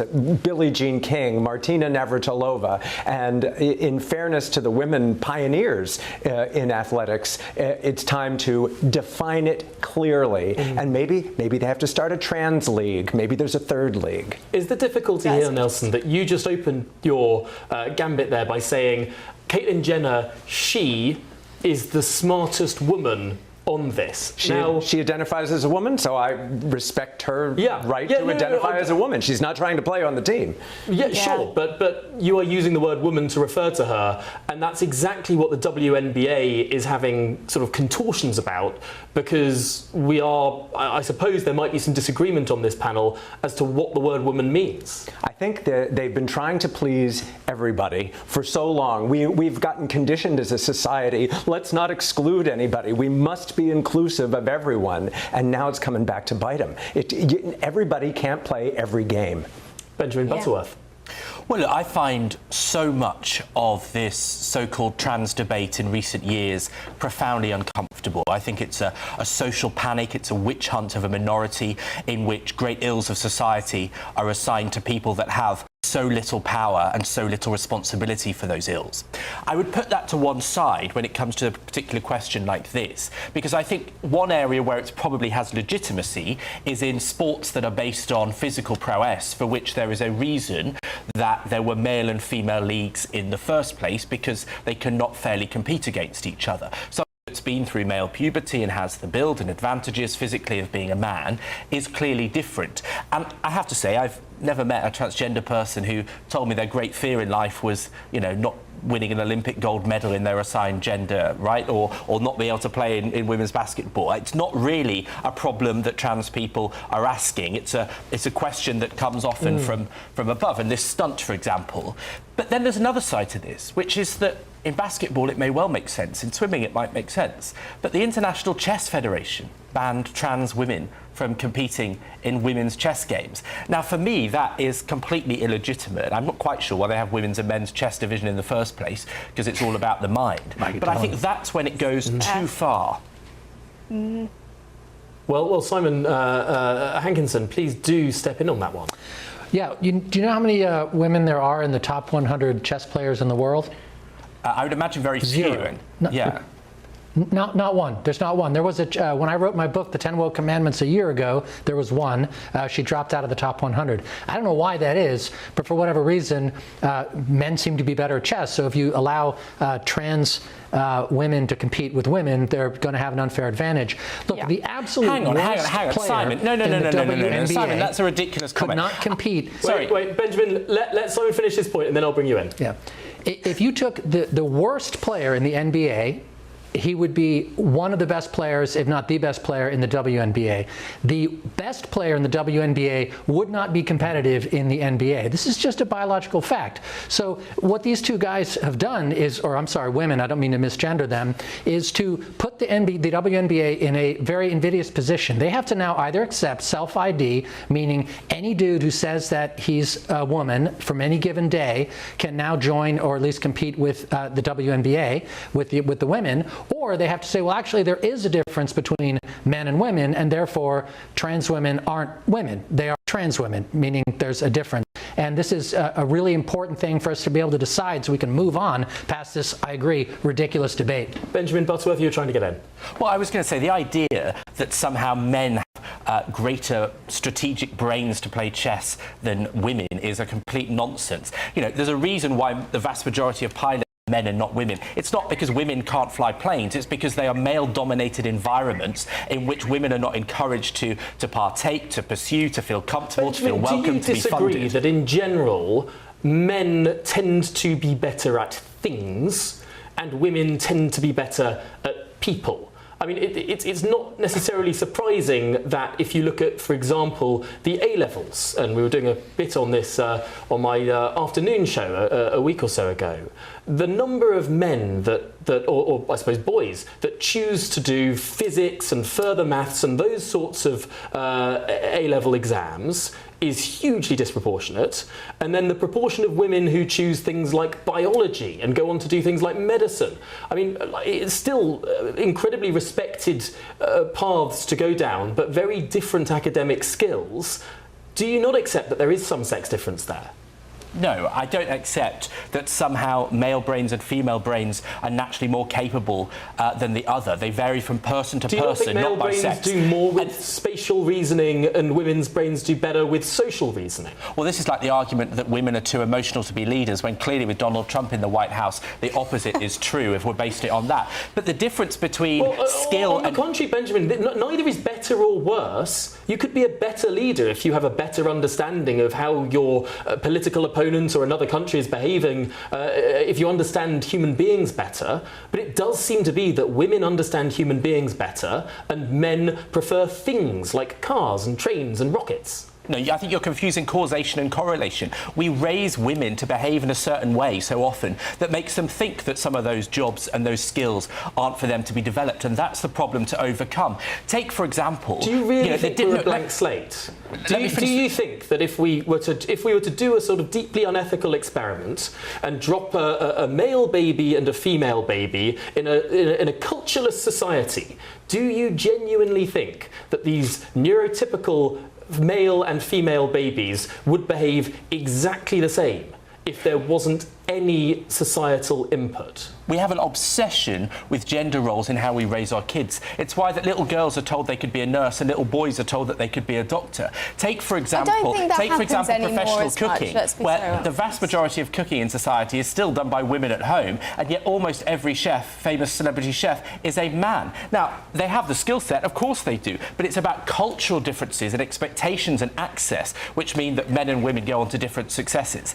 And that is the problem, and that's one of the reasons that plays into this whole transgender question, that we are obsessed and consumed by saying that you have to fit in some kind of particular pot because of what's between your legs. Ellie Hodges, you were getting in.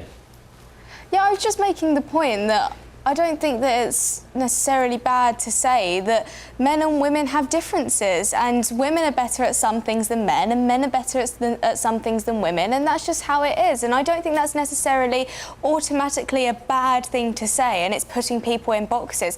I think that's just how life is, and you see that when you talk to different genders. And I actually think it's a great thing that men and women can be so different to each other in many ways and then come together. I don't understand what's wrong with that. And I suppose, Simon Hankinson, that's not to say that there are some people born male who are deeply affectionate and emotional, and some women who are incredibly minded towards analytical or spatial reasoning or whatever. It's just that there's a bell curve in each distribution, and you will find, on average, more men are going to do the things and more women are going to do the people, and that's an average, but there will be, of course, crossover and on those distributions. That's exactly right, and that's why in Scandinavia, where they're all about the equality of the sexes, you still find most of your firemen are men and most of your kindergarten teachers are women. Why? Because they chose to do those jobs. They did an experiment with chimpanzees a while back, with baby chimps, and they put them in a room full of toys, and guess what? The boy chimps picked up things and smashed them against other things, and the girl chimps picked up the cuddly toys.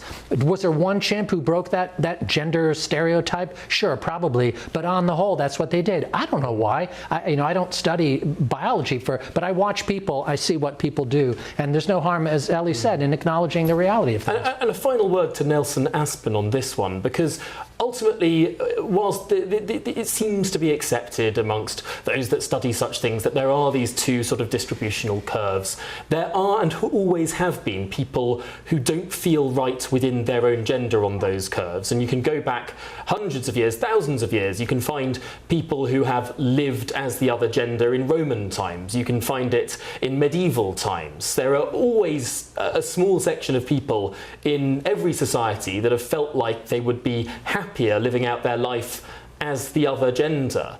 I suppose that's also an important point of this conversation. Absolutely, but in 2026, there are opportunities that didn't ever exist in time previously.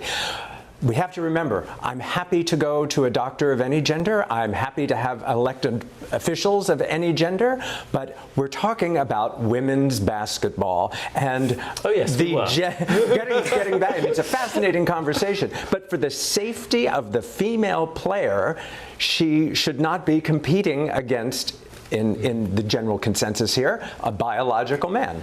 Okay, well, thank you all for such a fascinating discussion. I know we could talk about this subject for many, many more hours, but you know what? There is more to discuss this evening. Yes, a trust company with affiliations to Trump's family crypto business has received conditional approval to establish a bank. Well, the World Liberty Trust Company was granted preliminary approval by the Treasury Department's Office for the Comptroller of the Currency in a move that would allow it to issue and manage its own stablecoins. Did that make sense to you? Well, I hope so. Well, the trust is linked to the World Liberty Financial, which was founded by Donald Trump's sons and the son of the Trump administration's special envoy to the Middle East. The plan has sparked criticism amongst Democrats who argue that granting bank status to a business affiliated with the Trump family presents a conflict of interest. Well, with me now is David Boaz, resident writing fellow at Young Voices, Sam Rouse. Sam, thanks indeed for joining us this evening. What do you make of this story? There does seem to be a real fuss that Democrats are pointing to with this approval. Yeah, this seems to be kind of a reoccurring issue at this point with the children of the president ultimately getting involved with business dealings and ultimately having an incredibly powerful relationship that can lead to a lot of conflicts of interest. I mean, we saw this with Hunter Biden under the Biden administration, and now it seems to be the case with the Trump sons. Look, there's no reason that we should greatly restrict their ability to have independent careers. I mean, no political person's children chose to have their parent run for office, and certainly we shouldn't hold back their adult lives.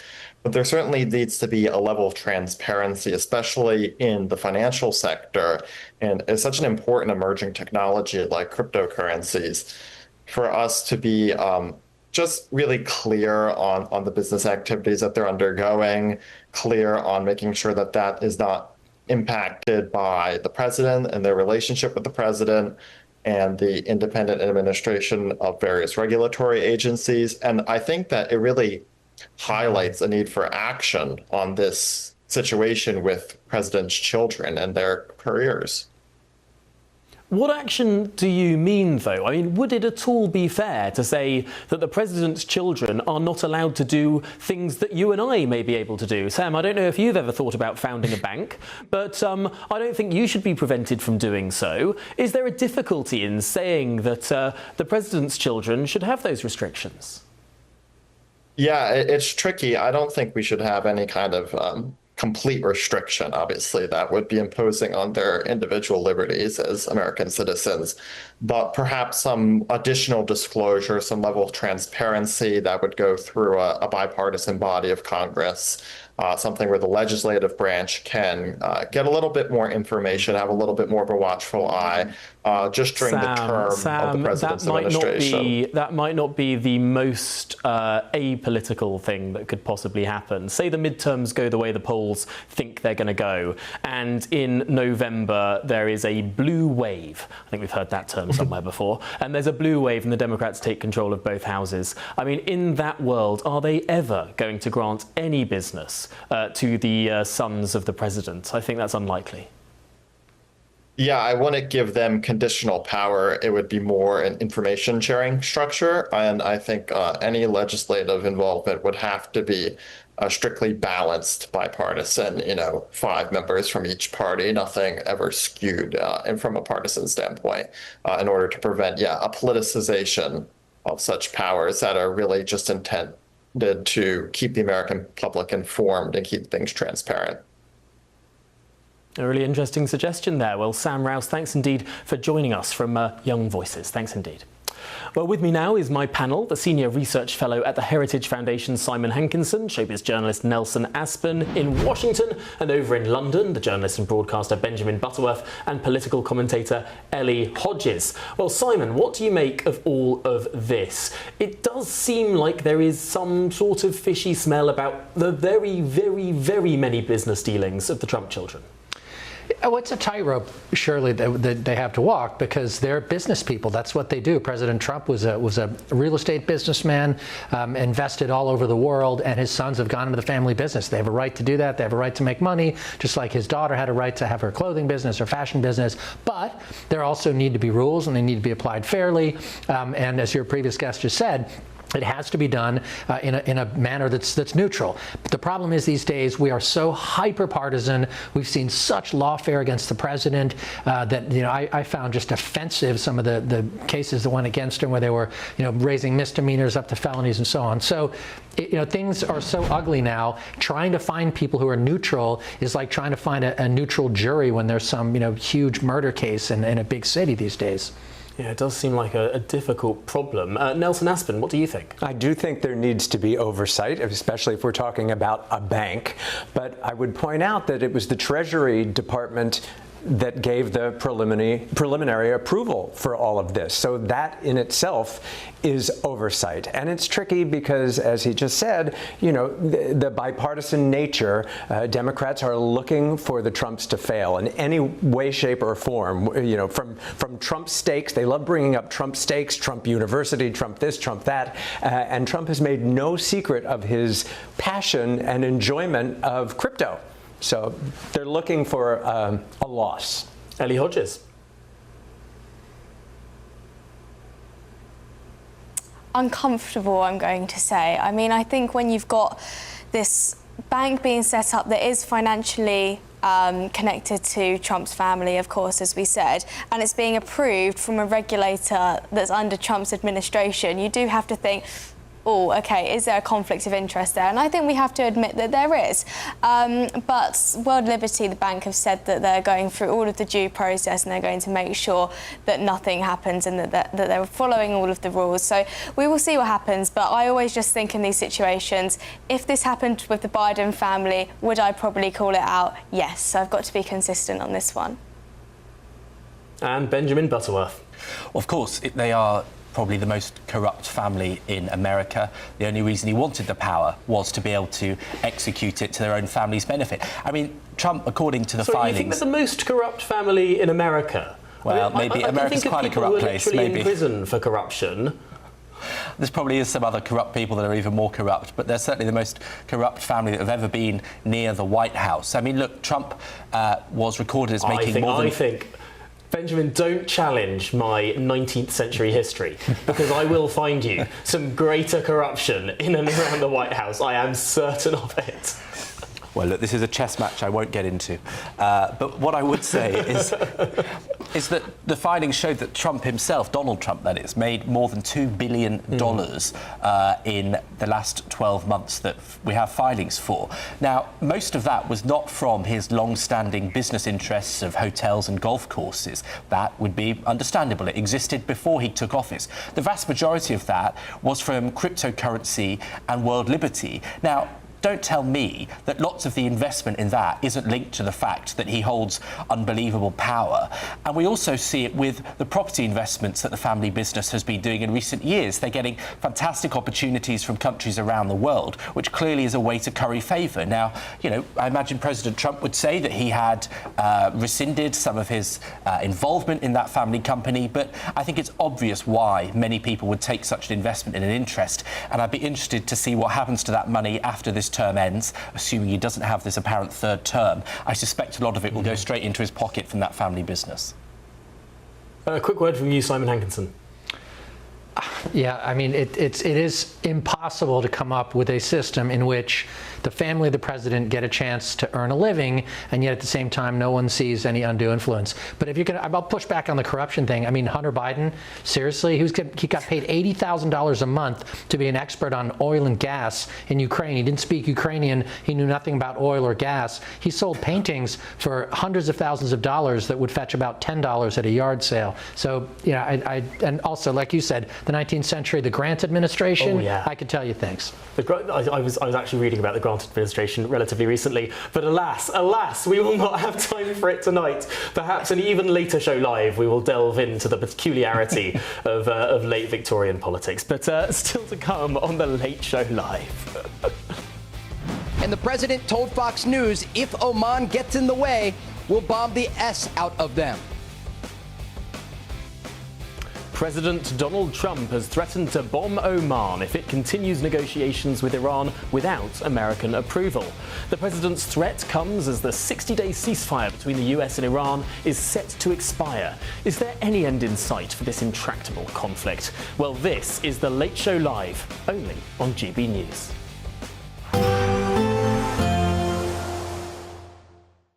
Expect warm spells with the odd rude interruption. Box Boilers sponsors the weather on GB News. Good morning. Welcome to your latest GB News weather update brought to you from the Met Office. A cloudier day for many of us. Outbreaks of rain to start. It will become a little bit drier into this afternoon, and across the south and east it will stay rather warm. Elsewhere it's turned much cooler with northwesterlies moving in. Those will bring in showers to many northwestern areas through much of the day, but further south across parts of Wales and the Midlands it's going to brighten up into the afternoon. Slightly murkier weather pushes into the south and east by the end of today though, but it should remain dry across many southern areas. Still quite warm in the south. Temperatures still climbing towards the higher 20s, 27 possible across the very far south and east. Into this evening, rain will become a little bit more persistent for more southern areas and showers continue across more northern areas. Some of these quite heavy actually across the far north of Scotland. You can see those brighter colours. That shows where we'll see the heavier rain. It will be showery, so not everyone's going to see that heavier rain. And across eastern areas of Scotland, it will stay largely dry through this evening and overnight, with the showers more focused across western areas, pushing into parts of northwestern England, North Wales too. A dry start to the night across the south, but that will change as the night goes on. An area of quite light rain but persistent will push across more southern and central areas of England and Wales, bringing most areas a little bit of water on the ground. It isn't going to last all that long as it does clear through by Wednesday, but further showers are on the way throughout Thursday. Fairly fresh night for more northern areas, still quite mild and humid across the very far south coast. But that fresher feel will become more widely felt throughout Wednesday as we're all into that fresher air by the middle of this week. That brings sunny spells and some outbreaks of quite heavy rain. Some of these showers you can see do bring a risk of thunderstorm, which means hail as well as lightning too. So you could see some quite heavy downpours, but some sunshine in between, with temperatures much closer to average for this time of year. Bye-bye. Expect warm spells with the odd rude interruption. Boxed Boilers sponsors the weather on GB News.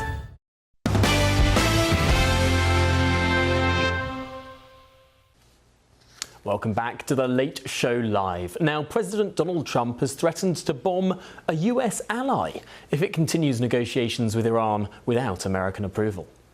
Now, I asked the president about these parallel talks that are taking place between Iran and Oman about control of the Strait of Hormuz. And the president told Fox News if Oman gets in the way, we'll bomb the S out of them. Well, Oman has historically served as a mediator between the White House and the Iranian regime and has been negotiating with Iran over plans to reopen the Strait of Hormuz, which, of course, has been closed since late February, despite what some sides have said about various brief reopenings. Now, the president's threat comes as the 60-day ceasefire agreed between the US and Iran is set to expire, raising fears of renewed fighting in the region, which could further affect global oil prices, your car, and of course destabilise the area as well. Well, let's discuss this all with my panel, the Senior Research Fellow at the Heritage Foundation, Simon Hankinson, and the showbiz journalist Nelson Aspin in Washington, and over in London, the journalist and broadcaster Benjamin Butterworth and political commentator Ellie Hodges. OK, Nelson Aspin, what do you make of this? It seems like the Iran war has been, frankly, perhaps the most difficult time of the president's presidency. Agreed, and we're all on a daily basis listening for whatever the next utterance is from our president. And today, this assault against Oman is concerning, but he is the king of threats. I mean, the whiplash is real. Tariffs. Oh, I'm going to make the Gulf of Mexico the Gulf of America. I'm going to annex Canada as the next state. You know, every day there's another threat. So not that we shouldn't take it seriously, but I think a lot of it is bluster. Benjamin Butterworth. Yeah, my late grandmother would have said he's all fur coat and no knickers. He's constantly trying to show off his wares, but he never seems to follow through, and that's why this has failed so miserably. It's always 2 in the morning. Talk about Donald Trump's knickers. My goodness. What better to talk about than 2 a.m.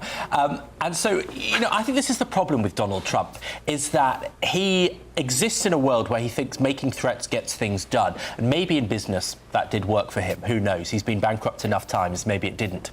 But when it comes to politics, he needs these allies. And Oman is a long-standing ally of the US. It's been an effective mediator in years gone by between the US and Iran and in the Middle East. It is an uncontroversial country, a relatively progressive country by Middle East standards. And so to alienate a country like Oman, you wonder what the strategy is here. And this has been my problem the whole time, because, you know, I think Iran and more specifically the Iranian regime is an enormous threat to global security. It is, you know, Islamist ideologues that would gladly kill every Jew and blow up every Western country. It's absolutely right to take them on. But he took them on out of bravado and bluster and not with a proper plan. And that's why many months later, we now have the global economy trillions of dollars worse off, Americans worse off, Britain's worse off, and still the regime in power, and still this threat that Iran knows that it can execute a lot of power in the Strait of Hormuz. And so I think he'd do better to take a step back and build a strategy than just threatening every country that makes an offer like Oman. OK, well, before we get to the rest of my panel, let's bring in an expert on this issue, the senior Iran analyst for Dawn, Omid Memarian. Omid, thanks indeed for joining us this evening. This is a very difficult time. Do you take the president at his reported word that he's genuinely considering bombing Oman? Absolutely not. Oman is a very reliable ally of the United States, and at the same time, over the past few months, the U.S. has relied so much on the allies in the region, including Oman. And I think the president's language comes from frustration and the fact that over the past few months they have been incapable of bringing back Iranians to the negotiation table and force them to surrender. I don't see any policy line when it comes to President Trump's rhetoric here. And it's just like very surprising to go after allies at the middle of this conflict when the U.S. needs allies more than ever. But it's strange because the president has been so close with so many Middle Eastern allies. His recent trips to the UAE, to Saudi Arabia, he has seemed like he's amongst close friends when he's spoken to Mohammed bin Salman and everyone else in the region. It does seem like he gets on with these guys, which makes this reported comment, of course we haven't heard it from Donald Trump's mouth himself, but it does make it sound really strange. That's true. The main factor here is the fact that the countries like Saudi Arabia, the UAE, Qatar, Kuwait, and other countries, they have their own interests when it comes to the region. They are Iran's neighbors. They are going to live with Iran for many years, for decades. The U.S. is going to leave the neighborhood, but they have to live with Iran. And whether Iran is a threat or is an ally, they have to live with it. So their calculation is very much different than what the U.S. has in mind, or the role that the U.S. envisioned for these countries. I think it's a very different story. So Saudis have been very hesitant to collaborate with Americans, even though they have the U.S. has used Saudi's airspace or Saudi's military bases in the war with Iran. But they are very hesitant to collaborate and cooperate with the U.S. in a way that expose them to the Iranian threat. So I think they are in a very difficult place, Saudis, between Iran and the U.S. Yeah. Omid, I've got to end this interview, but I'm going to squeeze in one more question. And it's a huge question, but please do try and keep it brief. Do you think that as this peace expires, we are in for the long haul with war in Iran? Or could there possibly be any sort of long-term peace? If the U.S. decides to go back to the negotiation table and respect the MOU with the Iranians, I think that there's a chance to end this conflict. But the Iranians are getting ready for a much longer war with the U.S. They want to maximize the cost for President Trump, and I think that's what they have been planning for in the past few months. The U.S. and Iran are on two different paths. Okay. Well, that was incredibly cogent and very brief. So, Omid, thank you so much for answering that squeezing little question in there. Omid Memarian, the senior Iran analyst for Dawn. I really appreciate your time this evening. Let's return now to my panel. Simon Hankinson, I know you've been itching to get in. This is potentially going to be a turning point for the worse for this war. Yeah, no, I'm not itching at all to get in because, look, as an American, I completely agree with Mr. Butterworth there. We should have taken out Iran and settled a 50-year-old grudge. They've been using terrorism. They've been funding proxies to go after us, to kill our people, kidnap our people.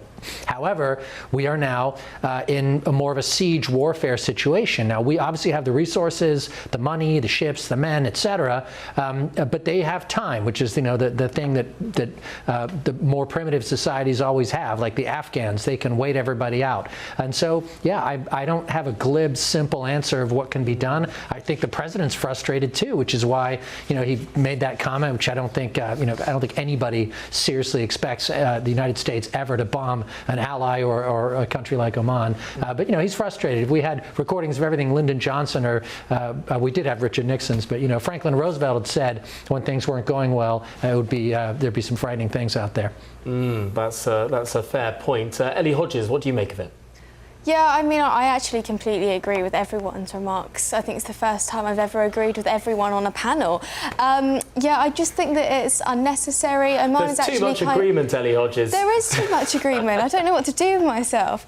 Yeah, Oman has kind of acted as a middle ground between America and Iran. So I think that this is just absolutely ridiculous. And there's a difference between being unpredictable, which we know Trump is, and actually then being unpredictable with your own allies. I just think it's quite ridiculous, and I think the fact that everyone agrees on this panel that this is just insane is very, very telling. Yeah, normally we would have more disagreement, so what a brilliant moment to bring this particular conversation to a close and move on to our next story this evening. Yes, Andy Burnham is backing a new approach to tackling the housing shortage, building more homes, building them on the green belt, as long as that green belt is close to train stations. Now, really interestingly, or at least it was interesting to me, this idea is already being put into practice just across the river from Washington, D.C., in Arlington, Virginia, where planners have spent decades concentrating the highest density housing around metro stations, what's known as the Orange Line here in Washington, D.C. They allow it to taper down to existing neighbourhoods. But now the UK looks like it's going to put more homes within walking distance of public transport. Now, could this be a bit of a copy of what has been successful in Arlington, Virginia? Or would many Brits not like the green and pleasant land of England to look like Arlington, Virginia? Well, I went there today to find out more. Is this what Andy Burnham wants your community to look like? Andy Burnham wants to make it far easier to build new housing within 800 metres of railway stations. But there's somewhere that already does that, here in Arlington, Virginia. Now, the policies aren't completely comparable. Andy Burnham wants liberalisation around 800 metres or a 10-minute walk from a tube or a train or a tram station. Here in Arlington, Virginia, it's 400 metres that you can build far, far greater densities. The other big difference is that in Andy Burnham's plan, it won't be quite as high density as we see here in America. It'll be about a quarter the number of homes per hectare. Experts like Emily Hamilton say that policies like these have made housing cheaper in areas like the greater Washington, D.C. area. I would say it's gone really well. I live and work in Arlington, and just by allowing this geographically very small change of where apartment construction is allowed, the county has accommodated about 60,000 residents moving in, and we're a very small county, just about 26 square miles. So that's a very small share of the D.C. region doing far more than its share in terms of housing construction. And on other metrics, I think it's been a success as well when so many parts of the region are really struggling with traffic. So in layman's terms, this transit-oriented development policy has made housing here cheaper than it otherwise would be.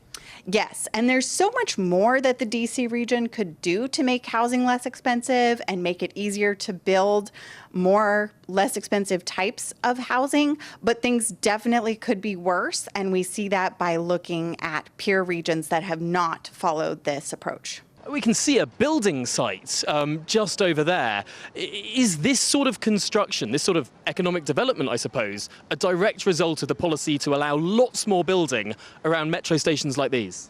Yes. So Arlington's transit-oriented development policy has been in place for about 50 years now, but it's still ongoing. And has it gone down well with the people of Clarendon, with people around these metro stations? I think that even the single-family homeowners nearby appreciate that because of all of this apartment and office construction, they are within walking distance of lots of retail and restaurants. So I'm sure not everyone likes it, but by and large, it's been politically durable. But many people who live near the sleepier stations on the London Underground, on trams, or indeed from trains, might not be so in favour of a policy of expanding massively development around these sort of transit stops. Well, that's the big announcement out of Downing Street today. Of course, Labour is really behind on its pledge to build 1.5 million homes. But of course, other things are in this new planning policy too. They are reducing restrictions that are currently in place on traveller sites being set up in local communities as well. There's a huge amount to discuss, and we're only scratching the surface. Well, let's join again my panel, the Senior Research Fellow at the Heritage Foundation, Simon Hankinson, the showbiz journalist Nelson Aspin, both in Washington, and in London, the journalist and broadcaster Benjamin Butterworth, and the political commentator Ellie Hodges. Ellie, we're going to start with you. On one level, is it not sensible to concentrate development where there are already transit stations? Yeah, I do think it's a good idea, especially in terms of the links towards cities, for example. I think that's great, and it's great for the economy as well if you have lots of homes being built close to transport links. I know that as someone who lives somewhere where it's very easy to get into the city and out again. And I think that we do need more of that, but we also don't want to neglect the countryside and also get really... I'm someone who really likes... good architecture and good buildings and making sure that it looks nice as well as it's just being built. So I hope that we see that as well. I know that sounds really cliche, but I actually think that's important in terms of how this country looks. I want it to look great, so I don't want it to be, built in awful buildings that look horrible. Simon Hankinson, there is always a concern, or maybe this is a particularly British concern, that the character of somewhere gets completely lost when development takes place. No, I think it's a human concern. I mean, I've seen throughout my life places that used to have green space just eat it up bit by bit by bit. And London is one of the exceptions where there are parks and green spaces in almost every neighborhood. I haven't been to every city in Britain, but I've been to many, and it's often the case that you have green space preserved. The green belt is incredibly important. London would have sprawled out as far as Brighton in one direction and Luton in the other if you hadn't built the green or allowed the green belt to restrain it. And let's face it, a lot of this is due to uncontrolled immigration, which is, there's no end in sight. Yeah. So if you keep going this way, you keep importing, 500,000 people a year, and you build houses for everybody, you're going to end up looking like Hong Kong, and I don't think that would be a nice place to live. Of course, the bizarre thing about the green belt is that there are tube stations around London. And indeed, there are, I think, some metro stations that go out beyond Manchester as well. There are high-frequency transit stops that on one side have buildings and on the other side just have fields because they hit the green belt. Now, Benjamin Butterworth, this policy would override the green belt. Around these transit stops, there will be lots of green belt around London that is now going to be built on. Yeah, I think it's a fantastic idea. I mean, Britain is a low-rise hellscape. If you come to London, you'll be shocked by how much of London, does not have tall buildings, which is absurd for a city of this scale. Funnily enough, as you mentioned earlier, I was in Ukraine, I was in Kiev for the last week, and their buildings are far bigger than ours on average. And so what did Britain do that meant that we haven't had dense enough house building that so many other cities in the world of very different countries have managed? France has built 4 million more homes in the last 40 years than Britain has. The gap between average earnings and average house prices is greater today than it was in Dickensian Britain. That is how serious the crisis is. So I think you have to start from that position of understanding the scale of the problem. And then after that, I think it actually makes a lot of sense that you're going to have preferably high-density properties, many floors of flats near to trains and trams and London Underground, because that is practical for people's working lives. It's going to be an efficient use of space. Okay. And so that's why I think this is a very good idea. And the other thing I'd just quickly say is that I think Andy Burnham's idea to return more tax money to local authorities is a very good idea, because you get people that say, OK, well, we don't have the resource, the GPs, the services in this area for these extra people. Well, if you return taxes to people where they have development, then you start to get the reward for the growth. And I think that would go a long way. Well, I'm afraid we have run to time on this conversation. I'm sorry, Nelson, we haven't been able to bring you in on this one, but lots more coming up in the next hour, including this. Hello? Hello, Tony. Yeah. Hello there, it's William Hague. Yeah. Just thought I'd, just phone it for a chat. Say hello, see how you're getting on, that sort of thing. It's quite a good imitation. But, you must have taken them in very well on the switchboard. Well, that was when the then Prime Minister Tony Blair, back in 1998, refused to fall for an impressionist who made his way through the Downing Street switchboard. But it turns out Andy Burnham has been duped in recent days by someone pretending to be Susie Wiles, the Chief of Staff at the White House. That next.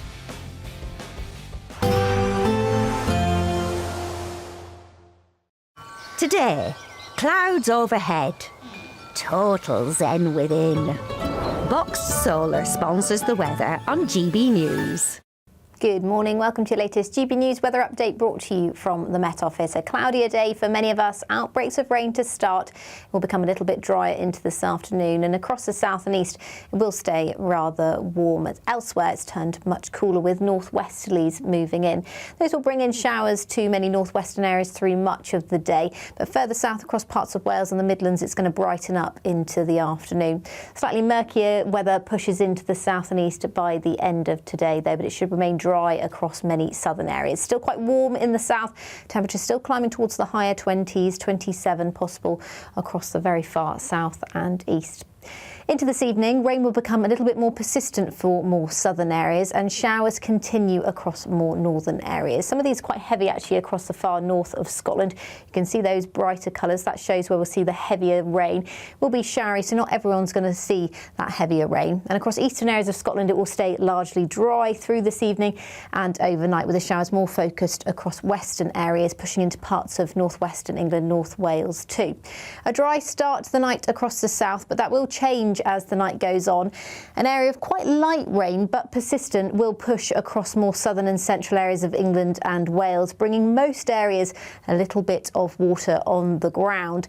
It isn't going to last all that long as it does clear through by Wednesday, but further showers are on the way throughout Thursday. Fairly fresh night for more northern areas, still quite mild and humid across the very far south coast. But that fresher feel will become more widely felt throughout Wednesday as we're all into that fresher air by the middle of this week. That brings sunny spells and some outbreaks of quite heavy rain. Some of these showers you can see do bring a risk of thunderstorm, which means hail as well as lightning too. So you could see some quite heavy downpours, but some sunshine in between, with temperatures much closer to average for this time of year. Bye-bye. Today, clouds overhead. Total zen within. Boxed Solar sponsors the weather on GB News. Britain deserves a newsroom that puts the facts and your voice first. Well, and that's what you get on GB News. Lively debates, lively conversation. And we're not afraid to hold power to account. And each other. So join me, Andrew Pierce. And me, Miriam Cates, for Britain's Newsroom, weekdays from 9:30 on GB News. Bold. They are under no illusion. Ray. Are you a human trafficker? Boundless. I've had enough of the nonsense, and I'm not afraid to say it. Don't get us on the BBC. Every weeknight, I tear through the headlines. The smell of gasoline. Should we be worried about it? From Westminster madness to cultural war chaos. What I'm going to do now, they are throwing things out the car as we speak. Get ready, Britain. Here we go. Patrick Christys tonight, weeknights from 9 p.m, only on GB News, Britain's news channel. From the school run to the home run, watch a new show for all of Britain. So he can say whatever he wants. A straight talking show where all voices are heard. And you know, when are we going to stop talking about smashing the gangs and actually do it? With the stories that matter from every part of our country. There's a bit of a crash landing there for your Chancellor. Bold, fearless and standing up for you. That's me, Martin Daubney, 3 p.m. till 6 p.m, weekdays, here only on GB News. The People's Channel, Britain's news channel. From court mornings to warm family brunches, from football to tennis in the car, in the kitchen. GB News Breakfast is there with the stories you need and the conversations that matter. Anyway, let's talk business. Well, it has been a historic night in British politics. It's astonishing, isn't it? We're here again to start your day just right. GB News Breakfast. Every morning from 6 a.m. Only on GB News. Britain's news channel. Britain is not just a geographical expression. We are a people bound together by history and culture that are distinctively British. Join me to celebrate our music, theatre, artworks and literature, which we can explore and enjoy together. Everybody's welcome. Sunday with Michael Portillo. Every Sunday at 11 a.m. on GB News, the People's Channel, Britain's news channel. Some people enjoy lazy Sunday mornings, but not me. What's the truth of the matter? So that's a very live question. Would you support him if he waters down these plans? Before the spin sets in, I'll be getting to the truth. This is personal. No soft questions, no easy answers. It's one thing if the state has rules in this country. It's another thing whether the police and others actually police them. Setting the agenda and holding those in power to account. You can't really blame her if the system is set up this way. You will not want to miss it, trust me. The Camilla Tominey Show, Sundays from 9:30, only on GB News.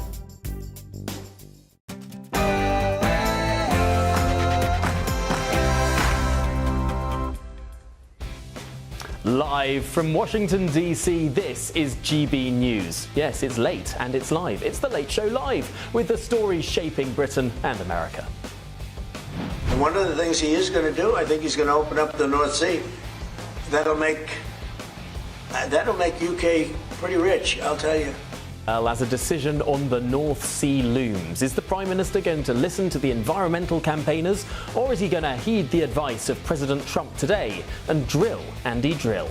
Also tonight, XX you're in, XY you're out. It's that simple. yes, Caitlyn Jenner has weighed in on the latest WNBA controversy, firmly taking the side of Sophie Cunningham about whether transgender athletes should be eligible to play in the league. Do you agree?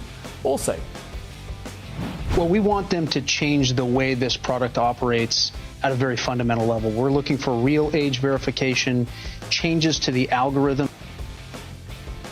yes, New Mexico's Attorney General is mounting a campaign against technology companies to improve their child safety measures after a landmark court victory against Meta earlier this year, the owners of Facebook, of course. Is this sensible regulation, or does it risk being an attack on social media companies and, frankly, on free speech too? Also tonight, where I could stand in the middle of Fifth Avenue and shoot somebody and I wouldn't lose any voters, okay? It's like incredible.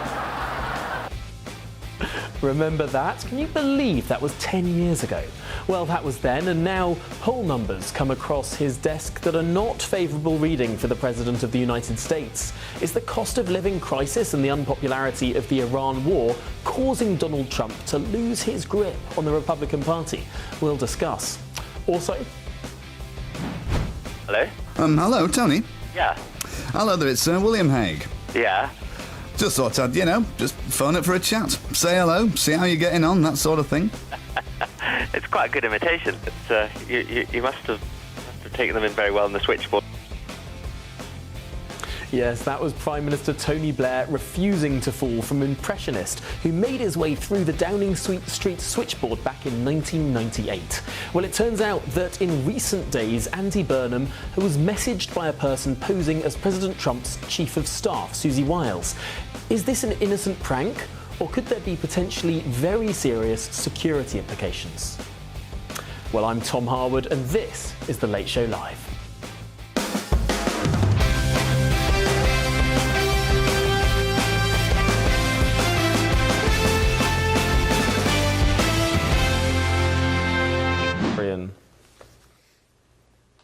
Welcome to The Late Show Live. Joining me this evening in Washington is my panel of Senior Research Fellow at the Heritage Foundation, Simon Hankinson, and showbiz journalist Nelson Aspin. Over in London is the journalist and broadcaster Benjamin Butterworth and the political commentator Ellie Hodges as well. Well, thank you all for joining us tonight. Our lead story this hour. New Mexico's Attorney General is mounting a campaign against technology companies to improve their child safety measures. This after a landmark court ruling against Meta earlier this year. Raul Torres is working with state lawmakers on two new bills, which are expected to be announced in the coming weeks, but will build on the state's case against Meta. Well, back in March, the social media giant was fined $1 billion. That's a billion with a B, after a jury found it had misled users about the safety of its platforms and enabled harm, including child sexual exploitation. Well, Torres is pursuing additional lawsuits, including a case against an AI company whose chatbot became a source of emotional attachment for children. But is it really the fault of the chatbot? Or is it the fault of the parents? Well, with me now is the Senior Legal Fellow at the Future of Free Speech, Ashkan Kazarian. Ash, thanks indeed for joining us this evening. These are a series of measures that seem to be perhaps the United States tentatively following in the footsteps of the United Kingdom, which had a severe crackdown on online speech. Yes, and what's fascinating is that the biggest difference is that the United States has the First Amendment and Section 230, which is a completely different legislation that should lead to different litigation outcomes. But being anti-big tech is extremely popular, and I understand why. They're not giving us any reasons to like them. However, the effects that are going to be felt by users on online speech are going to be very, very big. Can you just spell out what exactly the result of these proposals would actually be for users of the services? Sure. So I think the first one, the first proposal is basically age verification. We've seen across the United States different state legislators try and adapt that. New Mexico is just the next one in line. So far, I would say most of them in other states who have tried to do that have been struck down by courts because age verification, which is basically digital ID at the door, would lead to complete kind of evisceration of anonymous speech online. Everyone would have to show ID to post, and that is going to lead to a lot of unintended consequences, like people being afraid of retaliation, people not being able to criticize the government. And so that's one. And then I believe the other change that the state AG of New Mexico was proposing is taking off the cap from the amount of money in penalties you could get from tech companies.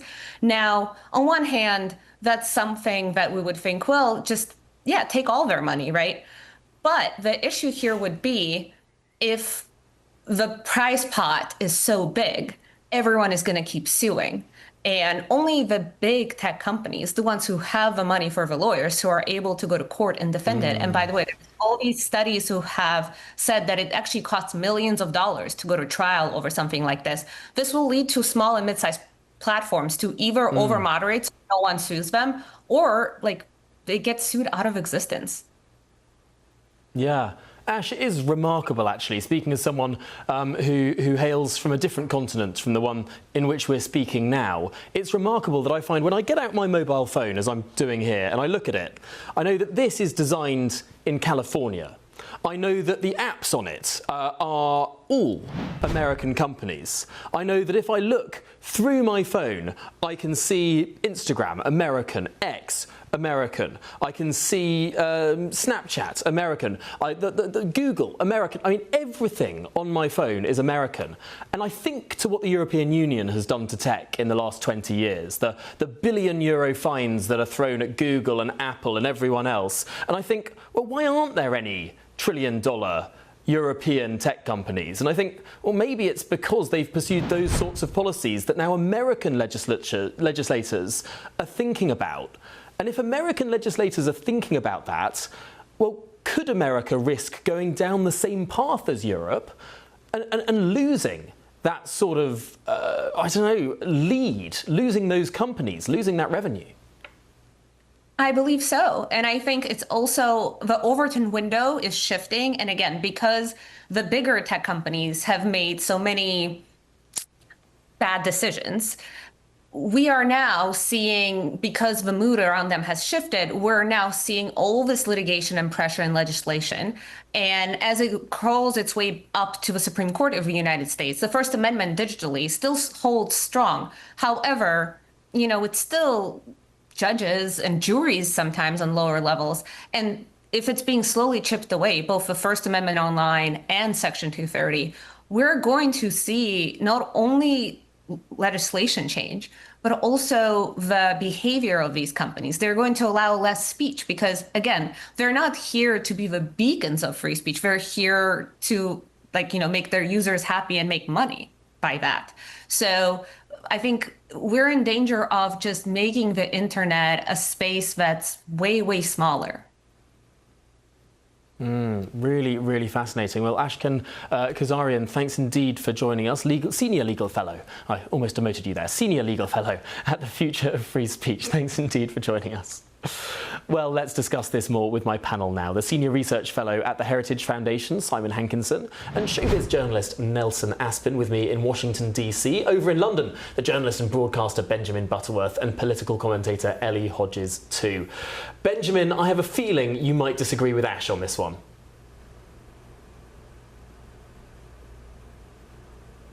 But Britain has had 199 tech unicorns, companies valued at more than $1 billion. We get more foreign investment in our tech sector than France and Germany combined. So Britain is relatively good at this stuff. On the question about the so-called free speech... Sorry, Benjamin, what company does Britain produce that you literally use every single day? What $1 trillion company, because these things are measured in trillions, not billions now, what trillion-dollar tech company has Britain or indeed the European Union produced? I'm glad I didn't interrupt you, because when you started that sentence with what billion-dollar companies has Britain produced, I went to answer OnlyFans, and then you said that you use every day. So I'm glad that I didn't answer that. But, you know, I'm glad I didn't interrupt that sentence. But there are lots of examples. You know, we do a pretty good job. There are two examples, actually. There's OnlyFans, as you mentioned, the nude subscription service online. I can't believe it's almost, well, it's 10 minutes past 2 in the morning in the United Kingdom. I think it's an acceptable thing to mention. There's also Spotify. Spotify is genuinely the largest tech company in Europe. I mean, it's an app on a phone, and Spotify is the largest tech company in Europe. If you think about how important Spotify is, I mean, it's a great service, sure, but it provides music. I mean, it's not an Apple or a Google or a Meta. I mean, that's a really serious distinction. I mean, it's considerably bigger than Apple Music, although I'm not sure that Spotify makes a profit. So I don't know how much the Swedish taxpayer gets from it. But going back to the question about the free speech, I do think that it's still right. In fact, I think we need much better regulation of outlets like Facebook, Instagram, X, because we've heard time and time again that they try and abuse the algorithm in order to distort the information that people get. For example, there was a whistleblower from Facebook who made allegations that she had seen that they would target young women that have vulnerabilities about their image, and they would be targeted with the sort of content that took advantage on that. I think when you've got companies that are distorting the public landscape, the public debate, people's sense of identity, that is incredibly dangerous to the social well-being. And the idea that we would just ignore that because somehow it's free speech, it's not. It's a distortion of free speech. And I think that's why it's important that you do have regulators to take on these Benjamin, tech in what way giants. is it a distortion of free speech? Well, take X, for example. Sometimes it's called the public square, but it's not, because you can have the algorithms, and not just the algorithms, the intentional settings, which mean that, for example, Rupert Lowe, which is a peripheral guy in the UK, quite frankly, but every American seems to think is a major influencer, that his tweets seem to get vastly more reach than anybody else's. Now, don't tell me that's not related to the fact that Elon Musk is constantly advocating for him and his politics. It distorts the system. Technical, Benjamin, you can choose to use your algorithmic timeline on X, or you can choose to use your linear timeline. I happen to always use my linear timeline. I only see the tweets from the people I follow, and that's fine by me. But Ellie, you were trying to get in. Yeah, I was just going to say to that point, I mean, it's not exactly limiting free speech. I mean, you can still post on X, and I think everyone knows that there's clearly something going on with Rupert Lowe's tweets when every single one of them blows up within about 2 minutes. But that's just how it is, and I think the app should be able to do that. I mean, we don't need government overreach to deal with that. And I think in this particular case, I did some research on it and thought it was very interesting, and I think there's two completely separate issues here.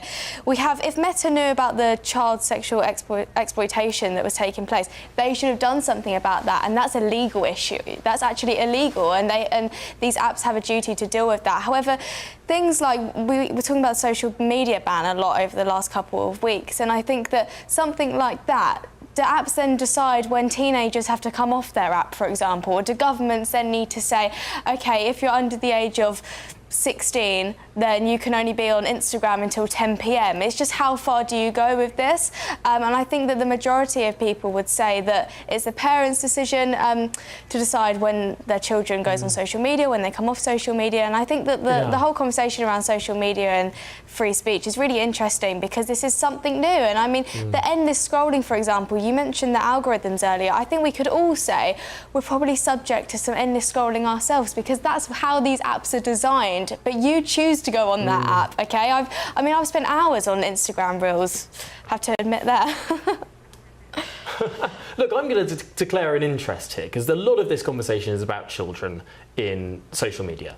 And I was born in the mid-90s. I was on social media when I was a child. And I think very few people in this conversation actually speak from experience on this, particularly legislators. And so they think of the quote-unquote problems with social media as if there's some sort of epidemic going on. But can I just state here on this programme that whilst you can find tweets of mine dating back to when I was 12 or 13 years old, yes, they're still still on my timeline. Oh my I had a lovely childhood. I didn't feel like I was harassed by being on social media. I didn't feel like something was stolen from my childhood. I had a great time, and I don't think I've done badly in life. And I wonder if we have a disconnect now between the generation that is trying to restrict people's use of the internet, who are legislating for this stuff in many countries around the world now, who are not the kind of people who even grew up with it, and perhaps are not the kind of people who understand it. Nelson Aspin, what are your views? As the old guy over here, my social media is rather good, you young whippersnapper. But no, I will say, we can't go too far when it comes to protecting children. My problem with all of this, and it's not a question of free speech, is the anonymity that goes along with the perils of social media. If you're going to say something like you did when you were 12 on Twitter, you owned it. We know you said it. It's the anonymity that creates the danger. And the kids will find ways around it. The bad guys will find ways around it. But just take ownership of your presence. And then I think you can have as much free speech as you want. That's an interesting point. Simon Hankinson, what do you make of it? Well, you know, I'm a free speech guy. I mean, the totalitarian societies like China are the ones that, you know, set limits, and kids can only go on for an hour, and it's all got to be good for your brain and math and stuff. So, you know, I liked wasting time as a kid and watching stupid shows and playing with my friends, and I think we need to have that freedom. There should be some limits. You know, there's some content that absolutely shouldn't be available to children. But fundamentally, I think it's the parents' job. If I had everything to do over again, my kids are in their 20s now, I probably wouldn't have given them a cell phone if they were, you know, 10 or 12 now. So I think the parents have the responsibility to make sure that their kids are not on their phones all day. Otherwise, I'd like there to be as much freedom as possible on social media and all media. I think that's a very good point. I'm quite lucky in that I grew up just at the point when I got my first iPhone was around the kind of point when I was 16 anyway, and that's just how things worked out because of the development of the devices at the time.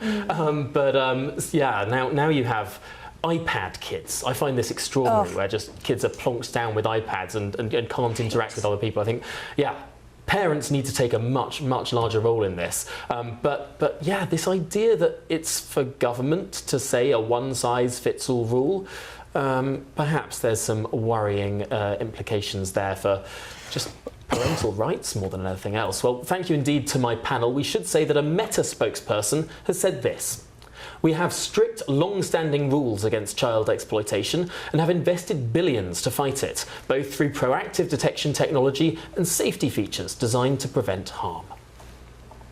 Moving on now, Donald Trump has been issued a major warning from his own party after a string of opinion polls over in the United States show support for the president has dropped sharply ahead of the November midterm elections.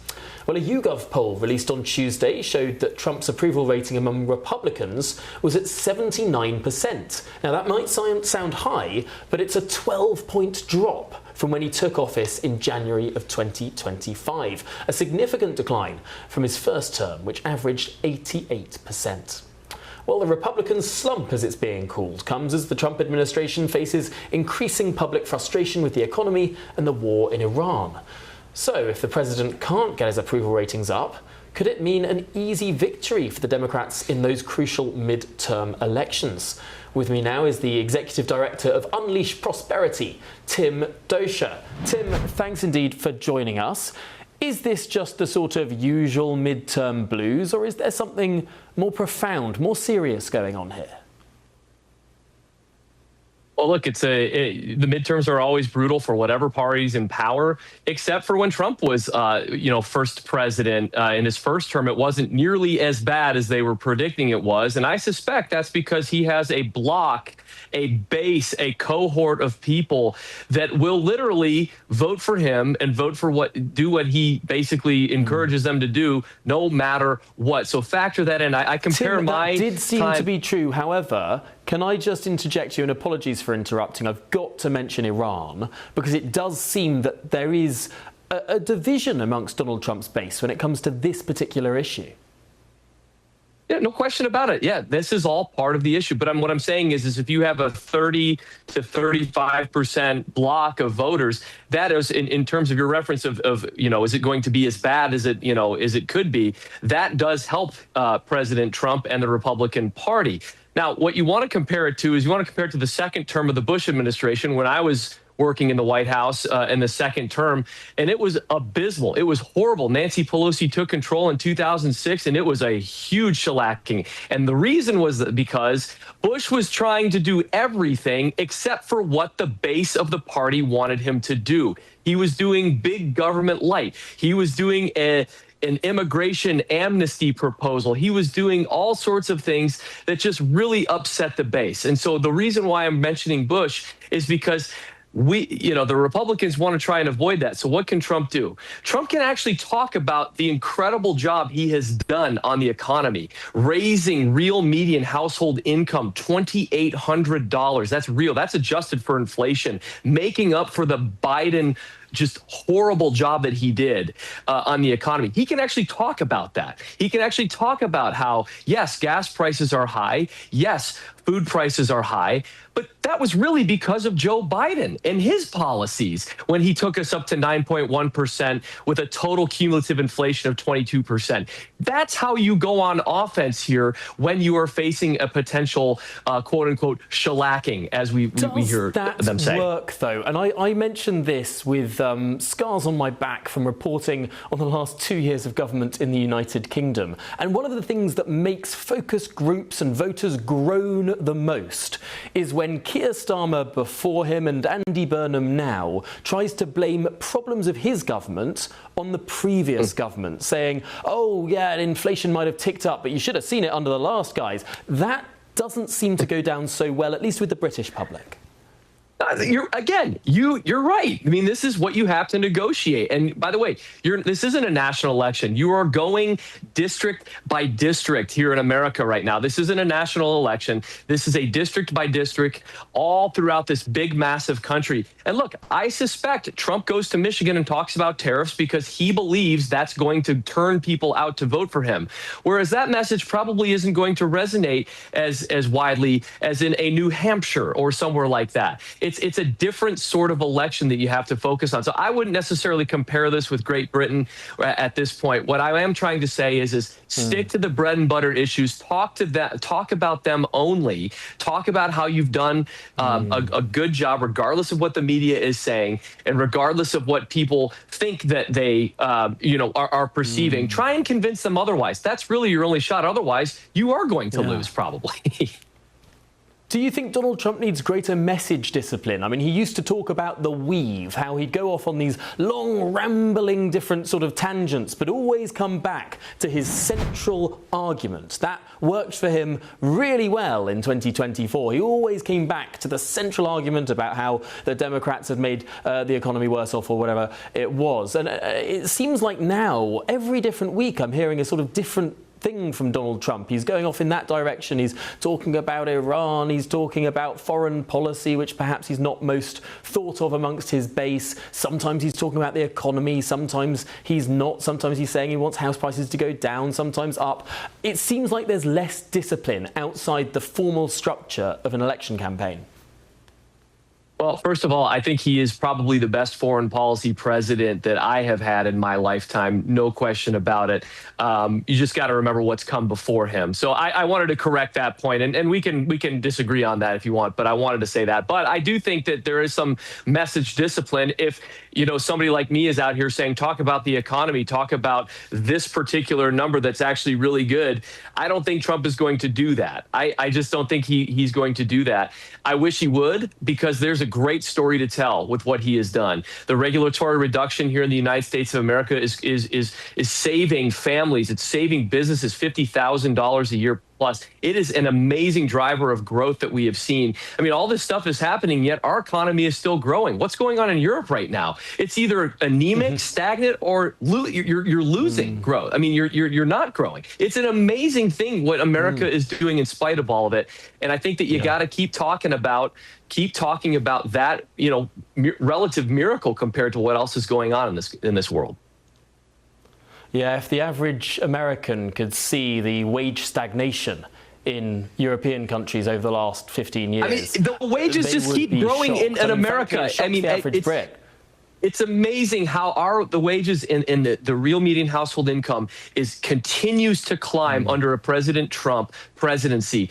Think about getting rid of crazy green energy mandates that were driving the cost of vehicles up. We're driving the cost of everything up. This is all stuff that Trump has to, feather in his cap to put in. And I hope he does it. I hope he talks about it.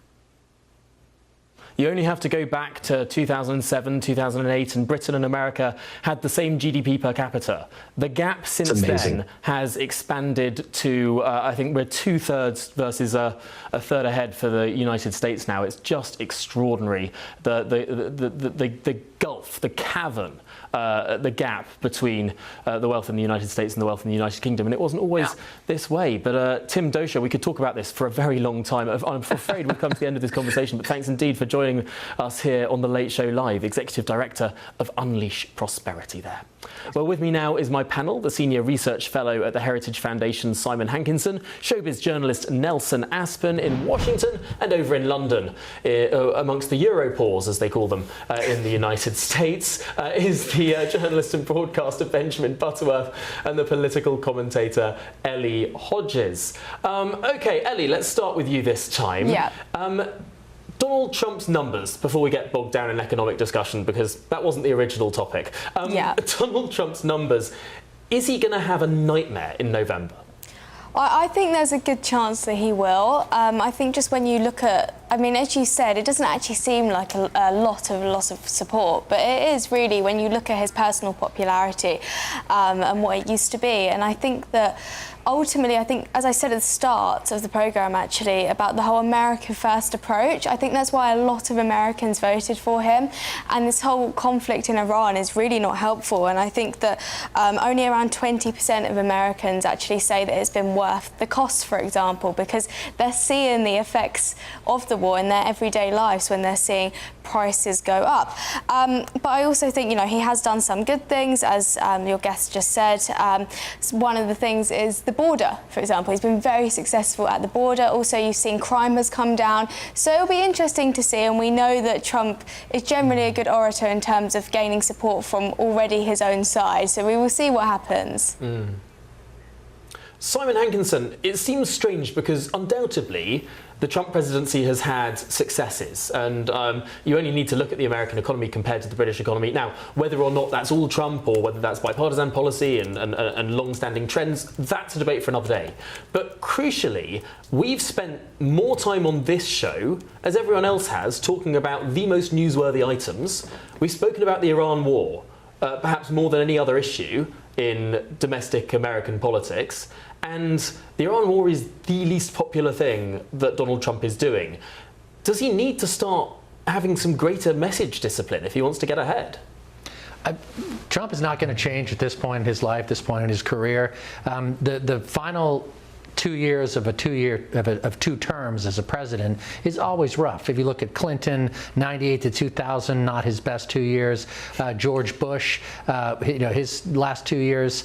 Barack Obama. It's always the time when people's memories fade of all the good stuff you've done, and they start to concentrate on the bad stuff they think you've done, or they're disappointed because you didn't keep all your promises, which no politician ever has in American history or history period. So it's tough for any president. The odds are, and the historical odds are, that the midterms will probably lose the Republicans the House. Right now, they're really hoping to latch onto this to keep the Senate. So it's not an enviable position to be in. And you're right, he's got a couple albatrosses around his neck that he's got to deal with. And also, it's a sales pitch. You have to keep selling. And people have had quite a few years now to get over, like I said, the good stuff, the border, the economy, and they're turning to the future. Interesting. Well, Nelson Aspen, what do you think? I don't think the president has to worry about his MAGA base. They are secure, but not all Republicans are MAGA. And that is shown as reflecting in the polls that you're talking about. So Donald Trump came back into office because he got a lot of non-MAGA voters. He even got some Democrats who were in the middle that were concerned about the border and the other issues. He was very successful at that. And these layers are starting to fade away. I think the key to the midterms is going to be voter enthusiasm. And that's on both sides. The Democrats, you could argue, are ready to implode. The greatest advantage they have is that Trump is in the White House so that the opposite party can make some gains. But they have got a lot of problems of their own. It's all going to come down to voter enthusiasm and who turns out. Well, this is the thing. The Republicans have a definitive leader in Donald Trump, and everything can be focused on him. Unlike in the British system, where we evolved the idea of a leader of the opposition back in the start of the 20th century. It was an idea of the Conservatives to try and moderate the Labour Party. Interestingly, before the Labour Party existed, there was no leader of the opposition in British politics. We created it to try and make the Labour Party more moderate, to appoint someone as leader of the opposition so it didn't go the way of the communist revolutions on the continent. But Benjamin Butterworth, before we get deeper into 20th century British political history, though I would love to do so, let's bring it back to Donald Trump and his popularity, or potentially lack thereof. There is that concentrated figure in the Republican Party. The Democrats, we don't know who their leader is. I mean, are they moderate? Are they the squad? Is AOC going to be their next presidential candidate? I mean, these are all legitimate questions, but they can be deflected. Yeah, I think it's a good point. And actually, you know, the direction of the Democrats is particularly unclear at the moment because you've had people like AOC, you know, surging in popularity according to some predictive polls. But then you've got probably my choice, Pete Buttigieg, who was Transport Secretary and I think is an exceptional communicator and a very moderate among the Democrats. You've got, you know, the California governor. So we'll see what happens. But I think, yeah, it's a valid question to say that might come in when the Democrats go to the left. That may well improve the Republican hand somewhat, and we'll get a clearer idea of that over the coming months. But when you look at the Trump's popularity, I mean, he's minus 47 on the economy, and the problem is that it seems lots of US voters blame the Iran war for being one of the reasons that the economy and the cost of groceries and the cost of gas is going up. And so, you know, it kind of comes back to this idea that he's not delivering what he said, which was the price of eggs would come down and he wouldn't get involved in foreign wars. Well, precisely the opposite has happened during his tenure. And so I think you can overcomplicate these things. Is this not a politician getting elected to do some things that needed doing and he's not done them? Well, that is a question that I'm sure will be debated over the next, how many months is it until November? 3 months, or less than 3 months until whenever the election is, early November, some Tuesday in the early November time. Well, we will no doubt have many more of those debates here on The Late Show Live. A big thank you to my panel. Now, an interesting story. Yes, Andy Burnham's name has been mentioned in the White House, and not by a member of the GBNews team. Why? Well, have a listen to this. Hello? Hello, Tony. Yeah. Hello there, it's William Hague. Yeah. Just thought I'd, you know, just phone it for a chat. Say hello, see how you're getting on, that sort of thing. It's quite a good imitation. You must have taken them in very well on the switchboard. Well, that was the then Prime Minister Tony Blair refusing to fall from an impressionist who made it through the Downing Street switchboard. But in recent days, it's been Andy Burnham's turn to fall for an imposter. Yes, he was messaged by someone pretending to be President Trump's Chief of Staff, Susie Wiles, an incredibly powerful person here in Washington, D.C. Now, the question is, was this just an innocent prank? Or could there potentially be very serious security implications for our gullible Prime Minister? Well, this is The Late Show Live, only on GB News.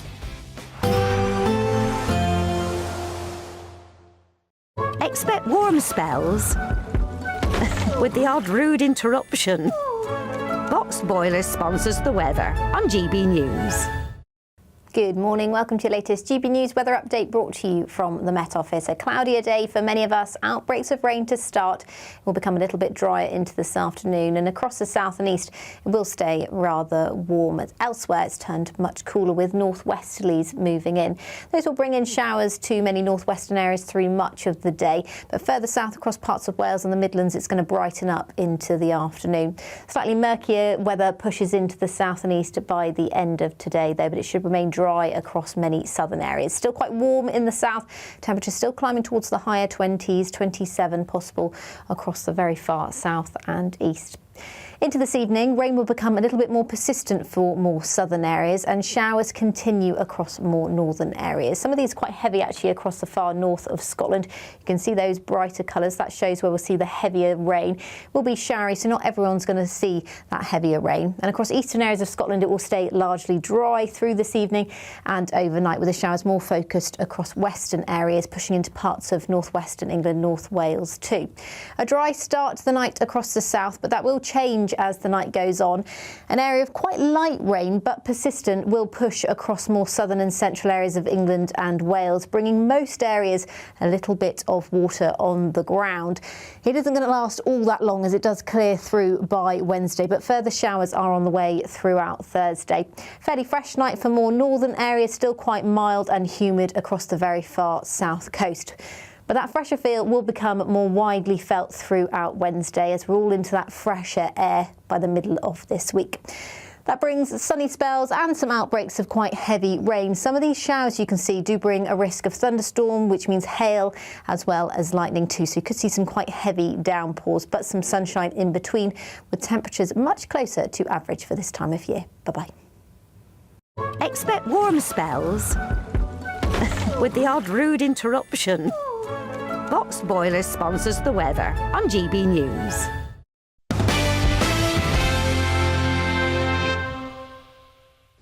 Welcome back to the Late Show Live. Now, it's been an embarrassing day for the Prime Minister Andy Burnham. Yes, who was tricked into exchanging messages with someone impersonating Donald Trump's Chief of Staff, Susie Wiles. Well, Downing Street has admitted that Mr Burnham had been in contact with the impersonator, but stressed that only a few messages were exchanged and that the incident happened before he became Prime Minister. Nevertheless, the incident raised concerns about national security, prompting officials at the British Embassy to reportedly raise them with their White House counterparts. Well, with me now is my panel, the Senior Research Fellow at the Heritage Foundation, Simon Hankinson, showbiz journalist Nelson Aspin in Washington, and over in London, the journalist and broadcaster Benjamin Butterworth and political commentator Ellie Hodges. Well, Simon, let's start with you. This has been raised with the President today. The pool were in the Oval Office, and my ears pricked up when I heard someone without a British accent mentioning the words Andy Burnham. I don't think it's happened yet in front of this president, although perhaps there'll be more time. But this, of course, is on the back of a scandal last year around Susie Wiles, who had her phone hacked, and all sorts of senators, congressmen, business leaders got these sort of impersonation calls. No one's suggesting that this particular case came from that hack itself, but it raises questions about the security around the Prime Minister, or, when this happened, the putative Prime Minister, as he was then. Yeah, and I'm kind of worried about the fact that all these people have phones and they're using Signal and WhatsApp or whatever and have this illusion that it's private. It really isn't. We saw the Signal thing about, a year ago, where Secretary of Defense, Hegseth and others were supposedly accidentally added someone to the conversation. We all just use these things without thinking. If you think about it, this hasn't happened really until about, 2 presidents ago. Before that, you wouldn't have a phone if you were the President of the United States. You would have someone hand you a phone every now and then. There was an important call for you to take, and you would trust them to make sure it was the right person. So I really think they need to think this through a bit more. We've got all kinds of classified areas, I'm sure you do in Britain and Downing Street as well, where you cannot carry a phone, and yet sometimes people do so anyway. And we've got to make sure that we keep our senior leaders away from scammers and potential foreign actors. I always feel very naked when I walk into Downing Street and I have to surrender my phone if I'm going up to some sort of place in the house or a reception or something. It's sort of, there's this big sort of pigeonhole sort of thing, and you just leave your phone there right by the inside of that famous black door. But ultimately, this is something that the world is contending with. I want to ask you, Ellie, should we be concerned that our Prime Minister seems a little bit gullible? I mean, we heard Tony Blair in that little clip earlier immediately get that he was being duped and not go along with it for a single second. It seems that Andy Burnham, Prime Minister, was duped, at least for a few messages. Well, I mean, to be fair to Andy Burnham, this has also happened to Boris Johnson and David Cameron. This isn't actually a rare thing to happen, which is insane in itself. I mean, the fact that a senior White House official can someone impersonating a senior White House official can seemingly so easily get through to the British Prime Minister. I mean, it is quite ridiculous, and I think that it does show more seriously how there isn't really safeguards in place, and that is something that just shouldn't be happening. And Downing Street did come out afterwards and say, oh, no serious conversation was had. Oh, great, so now we're relying on just luck that they don't have a serious conversation. What if they did? And these are the conversations that they do need to be had, and it is funny, and it's funny listening to that clip of Tony Blair. At least he got it. But, I mean, it is quite serious. You could end up with not just impersonators and some not very nice people that hate this country getting through to the Prime Minister and causing massive damage.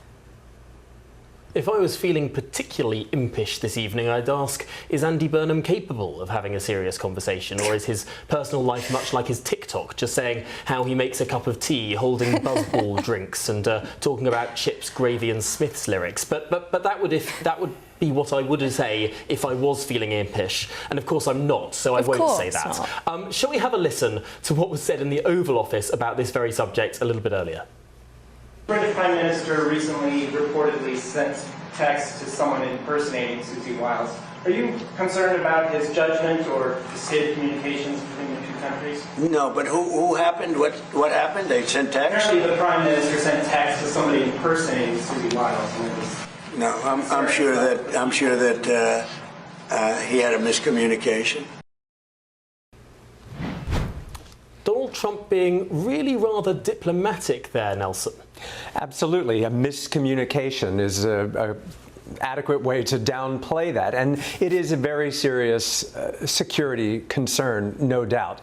But we live in a technological age where AI can trick us. How many texts do you get on your phone every day with scams? I mean, and that trick you, and you have to be on alert. Look at our seniors. Our seniors are constantly falling victims to these kinds of operations. So yeah, it is something for the security department, and at least your PM didn't get catfished. Well, I mean, that's a whole nother scandal in Westminster that took place in 2024, but we don't need to go into that. Benjamin Butterworth, what are your thoughts? Well, yeah, I mean, it is a vulnerability. I remember the story about when Elton John was told that Vladimir Putin had rung him, and that turned out just to be an impersonator, but then they had a real phone conversation afterwards. Famously, Elton John is President Putin's favourite singer in the world, which could not be more weird. So, you know, anybody can be vulnerable to this. Benjamin, I'm going to have to stop you there. Please repeat what you just said. Vladimir Putin loves Elton John. He's his favourite singer. I think he might be. There might be some things about Elton John he needs to Google, but compared to his own policies. But yeah, that's true. And an impersonator managed to trick the two of them.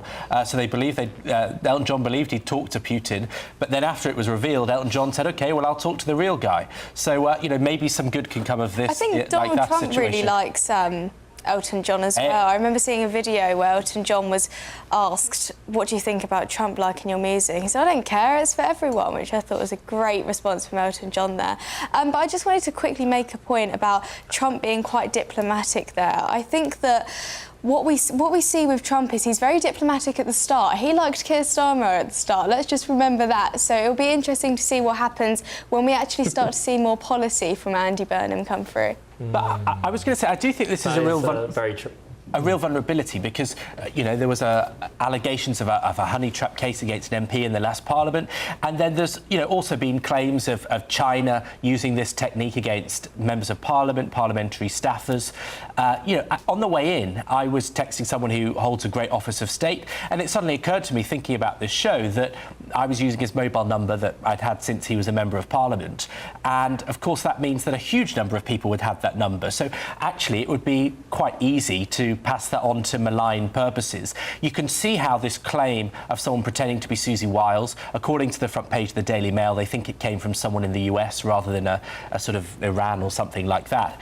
You know, these numbers can be pretty easy to get hold of if you know the right people. In fact, I remember, some very senior people, I've seen phone numbers passed around that probably shouldn't be passed around in British politics in the past. So I think it's a real vulnerability, and I forget who said it earlier, but you know, the idea that they should just respond to these texts and messages is probably something that security services should deal with. I remember a story when Boris Johnson became Prime Minister, that his personal mobile phone number that he still used as Prime Minister was found on some sort of PDF online from 2006. When he was, I don't know, speaking at some engagement or some church fete or something. And it was just there on the PDF. I don't know how someone dug this up, but then suddenly the whole country had Boris Johnson's phone number and he had to get a new phone. I mean, completely bonkers. But this stuff does happen. And Simon, I think that this is perhaps something that we haven't got to grips with yet as a society because it's such a newfangled thing. I mean, I remember Barack Obama giving an interview after he became president saying he'd never used an iPhone or never owned an iPhone, because of course he hadn't, because he became president, you know, before the iPhone was really a thing, and then he stopped being president after it was ubiquitous. And that's such a weird thing to be sort of taken out of society during that sociological change. Yeah, I think people my age need to be paranoid, and baby boomers need to be even more paranoid. We shouldn't be using these tools as if they're somehow secure, because they're just not. And with artificial intelligence, that really worries me, because we're going to have, if you add quantum computing to artificial intelligence, you'll be able to crack almost anything. You'll be able to have phone calls where it sounds exactly like your dad or your kid saying, oh, I was in a car accident, I need some money, please send it. Yeah. So it's only going to get worse, and I don't think the tools for the good guys have caught up. There are really chilling examples of this already happening, where just a couple of seconds of your voice can be extrapolated by AI, and a convincing phone call that sounds like you can be made to, you know, a loved one, a family member, whatever, and can extort them for money. Just extraordinary, terrifying things that, yeah, we haven't got to grips with yet. But let's park that one here, because there's one more story to delve into tonight. The Telegraph is reporting that Russia has threatened Britain with consequences after British-made drones were used by Ukraine in strikes on Russian territory for the first time. Well, Moscow's embassy in London said that Britain would pay a higher price should it continue to support Kiev in its armed struggle against Vladimir Putin's invasion. Reports that Kiev's regime is using British drones to carry out strikes deep within Russian territory confirm that London is deliberately betting on an escalation in the Ukraine crisis, while hypothetically claiming, or indeed hypocritically claiming, to be striving for peace. That's what the Russian embassy said, according to state media. The United Kingdom is acting as an accomplice and an accessory to the bloody crimes and terrorist attacks of the, oh, here it comes, Ukrainian neo-Nazis seeking to contain... I'm not going to read out this guff from Russia. Honestly, this is what the Russians are saying. Let's discuss it now. With me is my panel, the Senior Research Fellow at the Heritage Foundation, Simon Hankinson, the showbiz journalist, Nelson Aspin in Washington, in London, the journalist and broadcaster, Benjamin Butterworth, and political commentator, Ellie Hodges. Benjamin, I'm going to come to you for the first time on this topic, because ultimately the Russians are now saying that Britain is culpable. If indeed Russians in Russia are killed with British bombs, no matter how in favour of Ukrainian self-defence you are, do British policymakers need to be slightly concerned that this is going to put Brits in Britain at risk? Well, I think the concern is that we are not providing more to Ukraine in order to overpower Russia. You know, I spent the last week in Ukraine, my second week I've spent this summer, and overwhelmingly what Ukrainians say is that actually they feel a little let down by Britain, by America, by Europe, because we are not providing them with, for example, enough Patriot interceptors. So, you know, the kind of technology that we develop, we should not hesitate to use against Russia, because Russia is surprisingly weak. In July, both sides had their worst death toll in the 4 years of war. Ukraine lost about 470 casualties. Russia had 43,000 people killed in 1 month. That is the entire population of the town I grew up in. It's an incredible amount of people. And so the fact is that Ukraine could win this if only we gave them far more. I was in Odessa on the Black Sea, and I was sitting down with a Holocaust survivor who said that he is so grateful to Britain for many things, for their support, for their moral support, for their support before the war started in the 2 weeks before, when we sent them some help under Boris Johnson. But he also said, as they all did, that we can defeat Russia. They are not that strong, and Europe and the West is failing to do enough to support Ukraine. Right now, they have a lack of these Patriot interceptors, which means that Kiev is having its worst bombardment in 4.5 years. I was in Kiev the night before last and was woken up again and again by shelling coming down and bombing that city, because they have no protection. And so I think that actually the opposite should be the question. The way to defeat Russia and to protect British lives and maybe Moldovan lives and Latvian lives and those other countries that are particularly vulnerable would be to give far more of our technology and money, and then you might not have years of this, because, you know, we're 18 months from it being the longest war in history in Europe. It's already longer than the First World War. Not the longest war in history in Europe. The 100 Years' War was longer. It's the longest modern war in Europe, clearly. Modern war in Europe. OK, I'll accept that. Very powerfully put. Nelson Aspin, what do you make of it? I feel like we have Ukraine-Russia fatigue. It's not at the top of the heap. We've been so involved with the Middle East, with Iran, with Israel, that the average American, and I'm speaking only as an average American, we want it resolved, but it's gone on so long that it's fallen to the bottom of the priority pile in the eyes of the average American. And that's not fair, it's not right. And President Trump is fond of saying this war would never have started if I had been in office. Well, you are in office, and the buck stops there. We need to end it. And I don't have the capacity to say how or why. Ellie Hodges, is it difficult to provide more money and more military equipment to Ukraine, particularly for Britain, who well, frankly, the British economy isn't doing that well right now? Yeah, I mean, it's a really difficult conversation, and I think that is a good point, that it has kind of been put at the bottom of the list. And that's really sad, because for a while we had lots of people in this country being very supportive of Ukraine and talking out about it all of the time. And now it seems to just, people aren't really talking about it anymore. Just your everyday person, it's not at the top of the news agenda, so people just aren't talking about it. And I think particularly because of Iran, that's another reason why it's not coming up as much. But it is a difficult conversation, because it's, how far do we get involved? Does this country, when you look at polls, this country just really doesn't want to be getting involved in foreign wars. And I understand the point that you're making, Benjamin, and I think that, you know, being in Ukraine, I think you've done some fabulous work as well. You see it firsthand, and it's very hard then to say, actually, no, we're not going to give you support. And I do think that we should provide money to them, but it's just how far we go with it. And I think that lots of people in this country, and as you said, Tom, just feel like our economy isn't doing too well.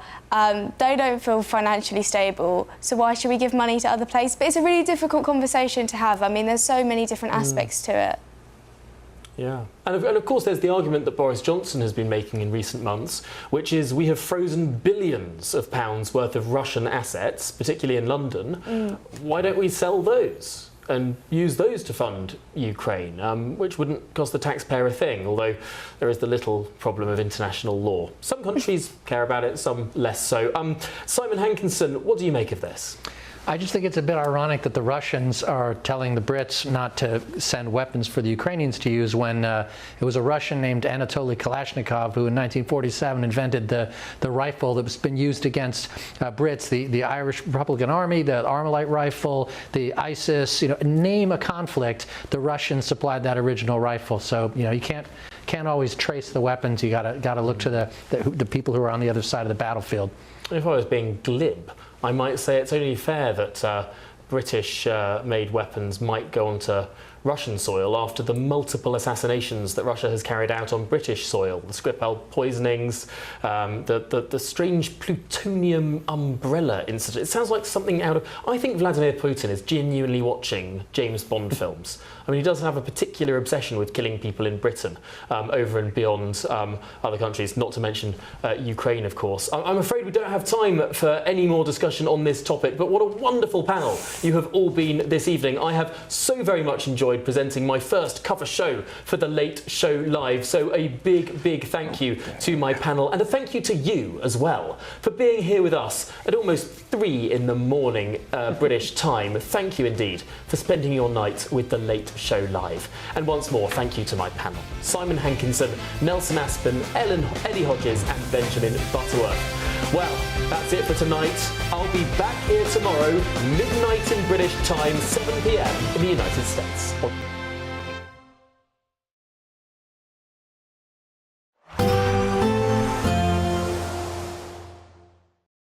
Today, clouds overhead, total zen within.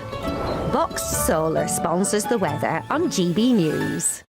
Good morning. Welcome to your latest GB News weather update, brought to you from the Met Office. A cloudier day for many of us. Outbreaks of rain to start. It will become a little bit drier into this afternoon, and across the south and east it will stay rather warm. Elsewhere it's turned much cooler with northwesterlies moving in. Those will bring in showers to many northwestern areas through much of the day, but further south across parts of Wales and the Midlands it's going to brighten up into the afternoon. Slightly murkier weather pushes into the south and east by the end of today though, but it should remain dry across many southern areas. Still quite warm in the south.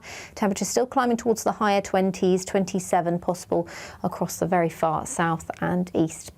Into this evening, rain will become a little bit more persistent for more southern areas, and showers continue across more northern areas. Some of these quite heavy actually across the far north of Scotland. You can see those brighter colours. That shows where we'll see the heavier rain. It will be showery, so not everyone's going to see that heavier rain. And across eastern areas of Scotland, it will stay largely dry through this evening and overnight, with the showers more focused across western areas, pushing into parts of northwestern England, North Wales too. A dry start to the night across the south, but that will change as the night goes on. An area of quite light rain but persistent will push across more southern and central areas of England and Wales, bringing most areas a little bit of water on the ground. It isn't going to last all that long as it does clear through by Wednesday, but further showers are on the way throughout Thursday. Fairly fresh night for more northern areas, still quite mild and humid across the very far south coast. But that fresher feel will become more widely felt throughout Wednesday as we're all into that fresher air by the middle of this week. That brings sunny spells and some outbreaks of quite heavy rain. Some of these showers you can see do bring a risk of thunderstorm, which means hail as well as lightning too. So you could see some quite heavy downpours, but some sunshine in between, with temperatures much closer to average for this time of year. Bye-bye. Today, clouds overhead, total zen within. Boxed Solar sponsors the weather on GB News.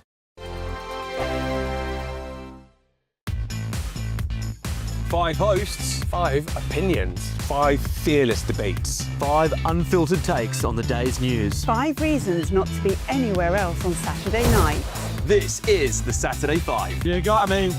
You got me good there. Britain's biggest Saturday night TV show. It's not a bad brand. Yeah. Uncensored. Very, very racy tonight on the unpredictable. What did she say? Can you translate it for us? And always entertaining. And how can a country go from being led by William Wallace to Saturday nights from 6 p.m. only on GB News. The People's Channel. Britain's news channel. You're going to want to stay tuned, trust me. Do you trust what you're being told? Good, because neither do I. Those are just facts. I'm Alex Armstrong, and on my show, we'll expose the spin. Well, I want to answer that because you didn't let me last time, because you always speak over me. The broken promises. To deny that is denying the truth. And the hypocrisy. We can allow. Stop. We can allow. Politics, policy, parliament. Nothing is off limits. No sugarcoating, no fear of offence, just the truth laid bare. Tune in every Saturday and Sunday at 9 p.m. for Alex Armstrong Tonight, only on GB News, Britain's news channel. Join me, Nana Akweer, for an informative, interactive news programme with a difference. It's fun. No, he didn't say that, Dave. I'm so surprised. I think there's an element of truth to that. Join me from 3 p.m. every weekend, only on GB News, Britain's news channel. Westminster's full of talk, but out here, it's the real world. Am I allowed to talk now? No, that's it. This is where it matters, real people and real lives. That's what politics is all about. In fact, has Trump made a good start? No. Straight answers, no spin, and just a couple of pints. How many fingers have I got up? About 10. So join me for Lee Anderson's Real World every Friday at 7 p.m. only on GB News. The People's Channel, Britain's news channel. Britain is not just a geographical expression. We are a people bound together by history and culture that are distinctively British. Join me to celebrate our music, theatre, artwork,